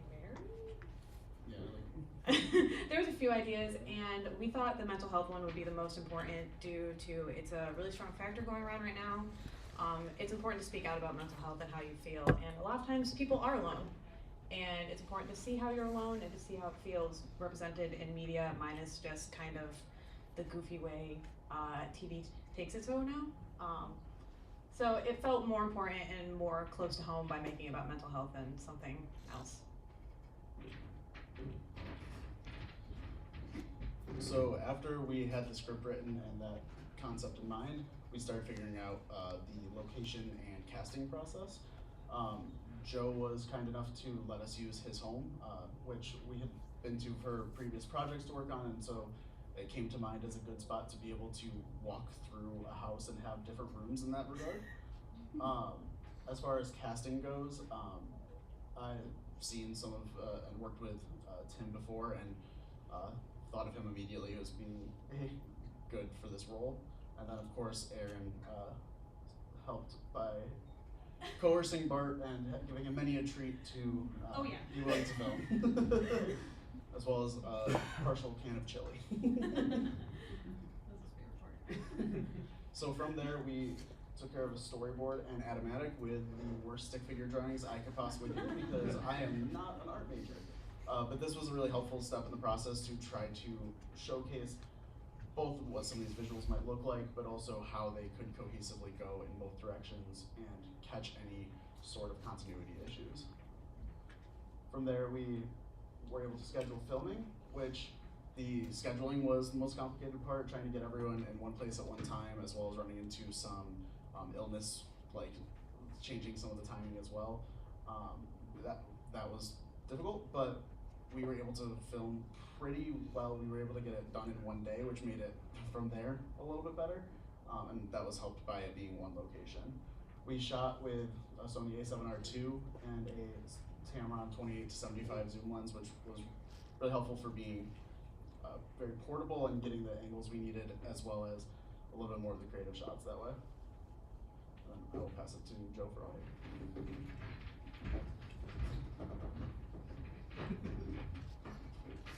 Hello, everybody. My name is Joseph Simoni. I was responsible for capturing the audio during the filming sessions. It was a very minimal setup that we had. We had a Tascam multi-track recording device with 2 inputs. We didn't need to use both of them because we only used one microphone during the setup. It was a Sennheiser phantom-powered condenser mic. And if you're not familiar with those, they're very directional, so we didn't try to get a lot of environment noise. We wanted to just capture what we needed to capture. And that was just the one microphone in the Tascam box. And then if you've never used a Tascam box before, the way it works is it's gonna record your audio sample, and it's actually gonna have 2 recordings of it. You're gonna have it at full gain, and you're also gonna have one where it takes off 6 decibels on it, so to help you eliminate any kind of peaking that you might come across. So when I got the files all captured, we had probably about 50 files total for all the scenes. My first thing is, you have to prepare them I had to prepare him for Adam and get him ready for him so you can make him easier to drop into Premiere and actually know what he's looking at. So the tab over here on the left, that's where they come in. It's just Tascam and a number. You have no idea what's going on. So then I just went through all of them, scrubbed through them, labeled them, so we had them per scene, so he knows exactly what to do and where to drop them. And then after, I did a little bit of post using Adobe Audition to clean up the sound, a lot of dynamics, then clean up like clicks and pops and stuff like that. That's about all I did.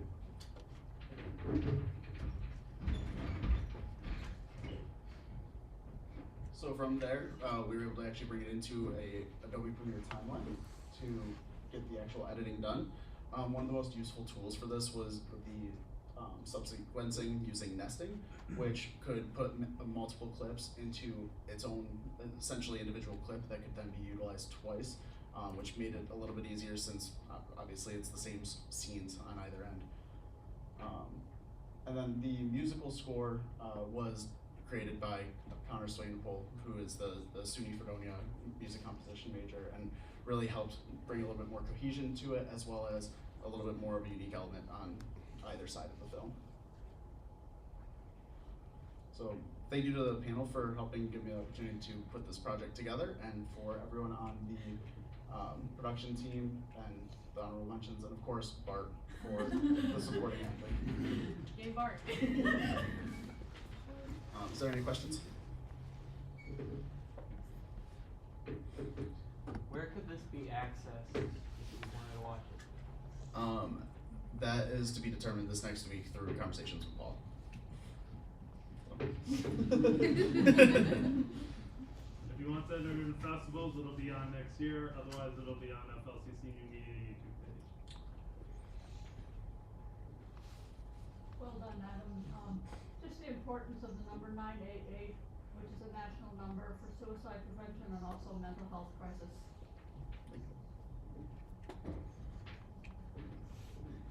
Would you put over the lens? Put the cigarette on the lens. I went to Michael's and got about the cheapest frame I could because, you know, budget, and just took the plexiglass out of that to cover it so that it was not going on the lens. I was gonna say, I feel like Jeff would have had a heart attack.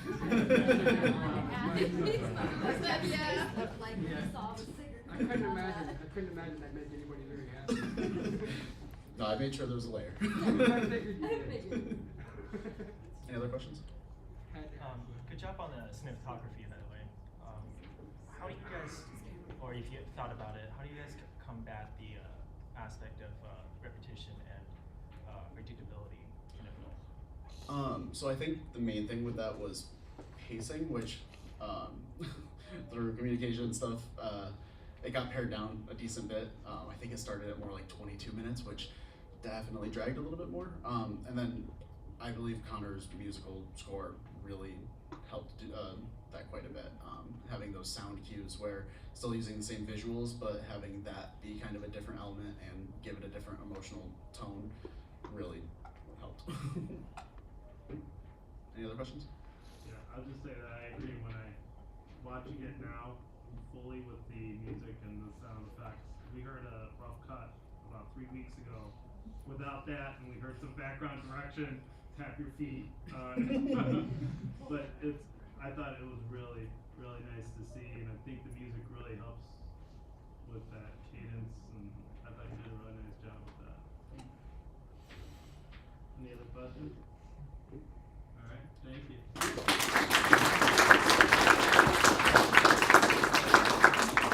And up next is the Murder Mystery Office Sin. Hi.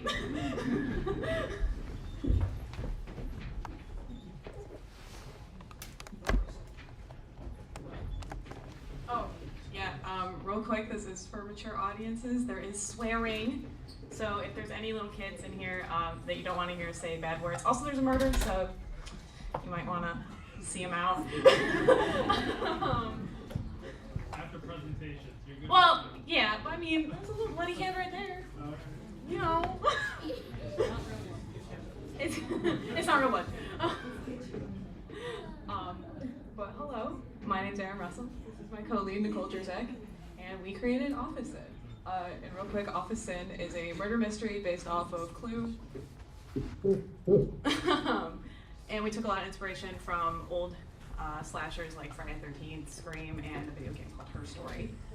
The point of this film is to solve the murder of Dylan Woods. I know, but they don't know. I meant no disrespect. Oh yeah, and here's our team. So as I said, this is Nicole. We have Joe Murray who did our audio, Olivia who helped with cinematography and editing, we have Nico who helped with editing, and as well as Alex who also helped with filming. And this was our cast. This cast was amazing. They really came in clutch in short notice, and they were awesome. So we had Dylan, who does get murdered. Red played Dylan. We had Ben Coverly as Detective Scott, Liam Hull as David, Mel Manine as Danielle, Regan Griggs as Lisa, and Ben Clovis as James. The production is, we filmed this over a lot of days. There was a lot of re-editing, reshooting that we had to do. Yeah, that's awesome. And to kind of skip over the equipment use, because we put a lot of our cameras tonight. We used a GoPro for most of it, and with any close-up shots, we used a Sony Field camera and a boom mic, which we heard a lot about, so we don't need to get into that. Post-production, there was about 13 or 14 hours it took to film 3 hours of footage. We used Adobe Premiere Pro for all of the sound effects and visual effects that we used. And then we used Adobe After Effects, which Olivia used for our time code. Very important to help keep the time of a very long movie. The setup we used were 6 CRTVs along with 6 matching Toshiba DVD players. We synced it all by using one remote, because they were all the same, which made it really convenient because the syncing was our biggest issue with this, and that they all had to play at the same time or else it kind of ruins the watchability. And we had to burn a lot of DVDs, a lot of them. And our reflection was, there was a lot of issues. Our script had to be written 3 times. The whole process of it changed. The original story was a lot different. We had a lot of issues with the shelves. We went to buy one, it broke, we had to buy a new one. There's a lot of technology issues. One of the DVD players broke a couple of weeks ago. They had a new DVD player. The discs stopped working after the original test of them, so we had to figure out how to fix that. Very helpful Jeff talked to the Toast company. They took 48 hours to answer us because they've never gotten a question about this in their entire lives. And we had an issue with actors. We couldn't get them till the end of April, and it is the beginning of May. Well, it's the end of May now. So this was filmed very quickly, very tight schedule. But they made it work. So to speed this through, we have the reveal. If you watched it, I hope you did. We have the reveal after this, but I want to give a quick thank you to everyone who put their time and effort in this, because it was a struggle from day one. So thank you everyone for coming out. I know you've been here for a while, so we appreciate you showing up. Thank you for the panel who gave us all great input and helped us make all these things. And a special thank you to my friend Jacob, who wrote this script in one day after the last person who wrote the script did not do it. He helped a lot.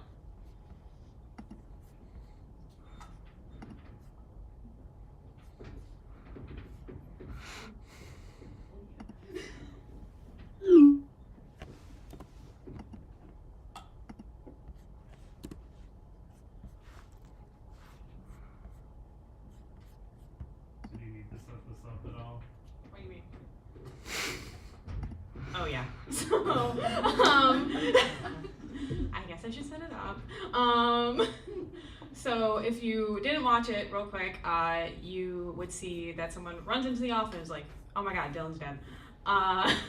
And then you watch for 7 minutes, you watch 6 security feeds, and you try to figure out how and where Dylan died. So the setup to this is when Detective Scott will walk back into the room and we'll figure out who the murderer is. We will then see how the murder happened. So once again, please no kids or anyone who doesn't want to see very cheesy gore. And then you'll see a little silly chase scene at the end. Lisa? Kenya? Me? I loved them. They were my fiance. It was that horse slutbag right there. Excuse me? She was cheating on you, wasn't she? She was so stupid. How could she would cheat on you right before work? Wouldn't she? Didn't she? You couldn't take it anymore, could you? You knew you had to stop it one way or another one of these days, and today, at last, the perfect opportunity presented itself. Except it wasn't all perfect, was it? You clearly left something, or rather someone, unchecked. You could have gotten away, but instead my office was tipped off by an anonymous source. It's over, Danielle. There's no escape. Hey!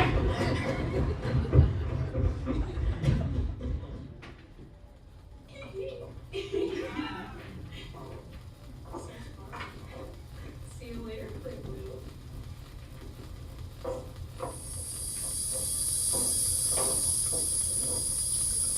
What are you doing in here? He's in the bathroom, obviously. What are you doing in here?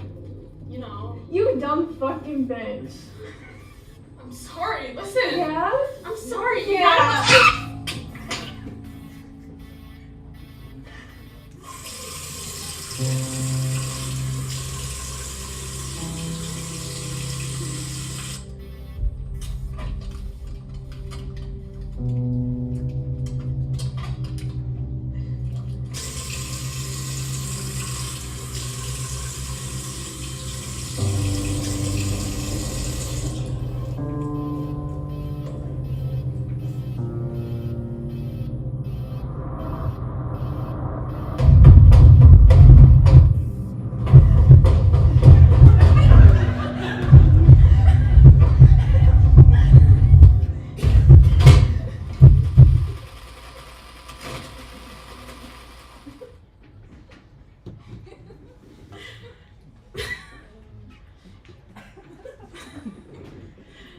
There you go.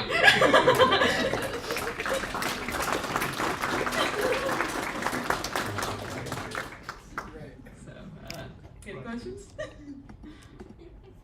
It's okay, don't be too excited. Yes, Kirsten. I was in the restroom, so I came in a little late. Who wrote the script? Who wrote the script? My friend Jacob Herbert did.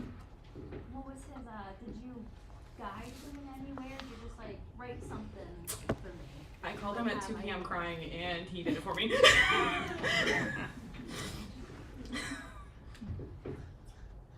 Yes. It was fake blood from Party City. Nothing exciting. It was just a little gallon of it, and it said fake blood. Yes, Paul. What was the hardest part about syncing everything up? Your expectations.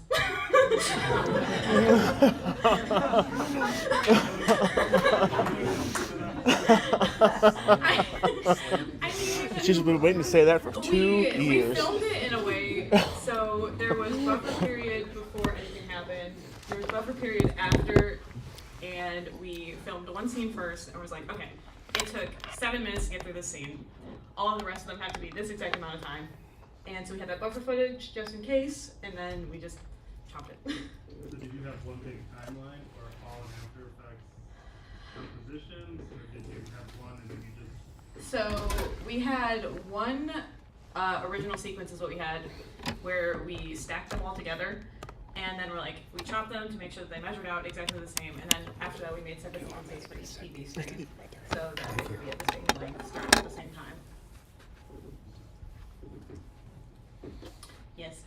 How many times did fellow students and faculty walk in front of your cameras while you were shooting? A lot of them, all the time. There was one scene which we did a vending machine, and I scoped out this hallway like a month prior, and I was like, man, no one walks down this hallway ever. A class got out, the president of the school walked by, the campus police walked by, the elevator opened about 50 times. So everyone who could walk by in that moment walked by. It was kind of embarrassing, and it was really awkward to stand there, and they were like, do I walk? And I was like, you're right in the shot, just go, just go. All right, thank you very much. Thank you.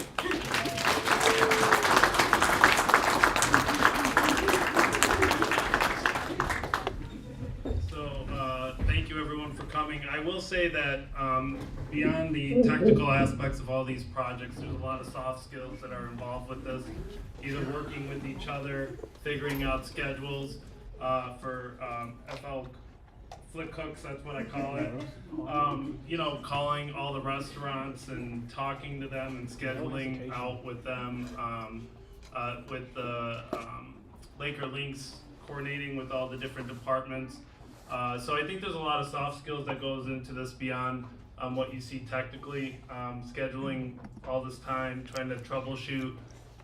So I think this was a good group of people. I didn't mention it at the beginning, but basically everyone in the class pitches ideas to a panel that consists of someone from computer science, art, communications, myself obviously, and Jeff in the back. And then the chair of the computer science, Will, was also there. And from everyone's pitch, these are the projects that are selected. And usually we try to select a diverse group of projects, and I think we did a great job, and I think this is a great variation of projects that shows an overall wonderful skill set of all the students here. So congratulations to all the students. Can I just have you all up here so I can take a quick picture, and then you guys can go play, eat, whatever you want to do afterwards. Oh, one more announcement. And can we also take a minute to take a round of applause for Paul Enkin for getting us through the last 2 years of this? You're welcome.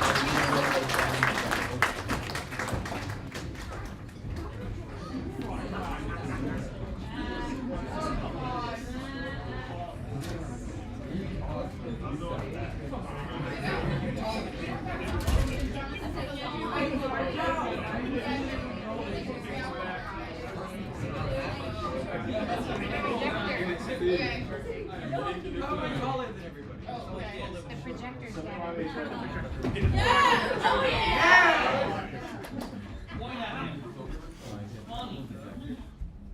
Where am I looking? Straight? I think he's turning on lights. Don't turn off the projector. He's turning off the projector. We got the projector. He's turning it off, so you guys don't have to. We're waiting. Oh, that looks fun. I love going blind. Well, at least you're done with your capstone. There.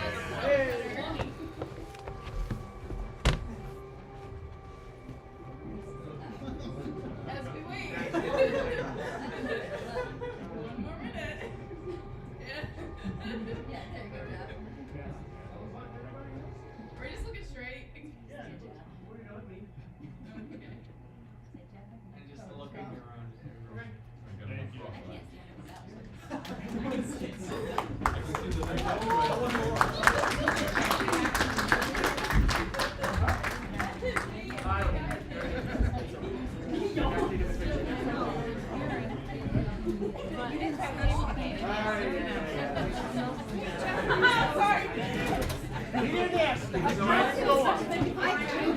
Sorry.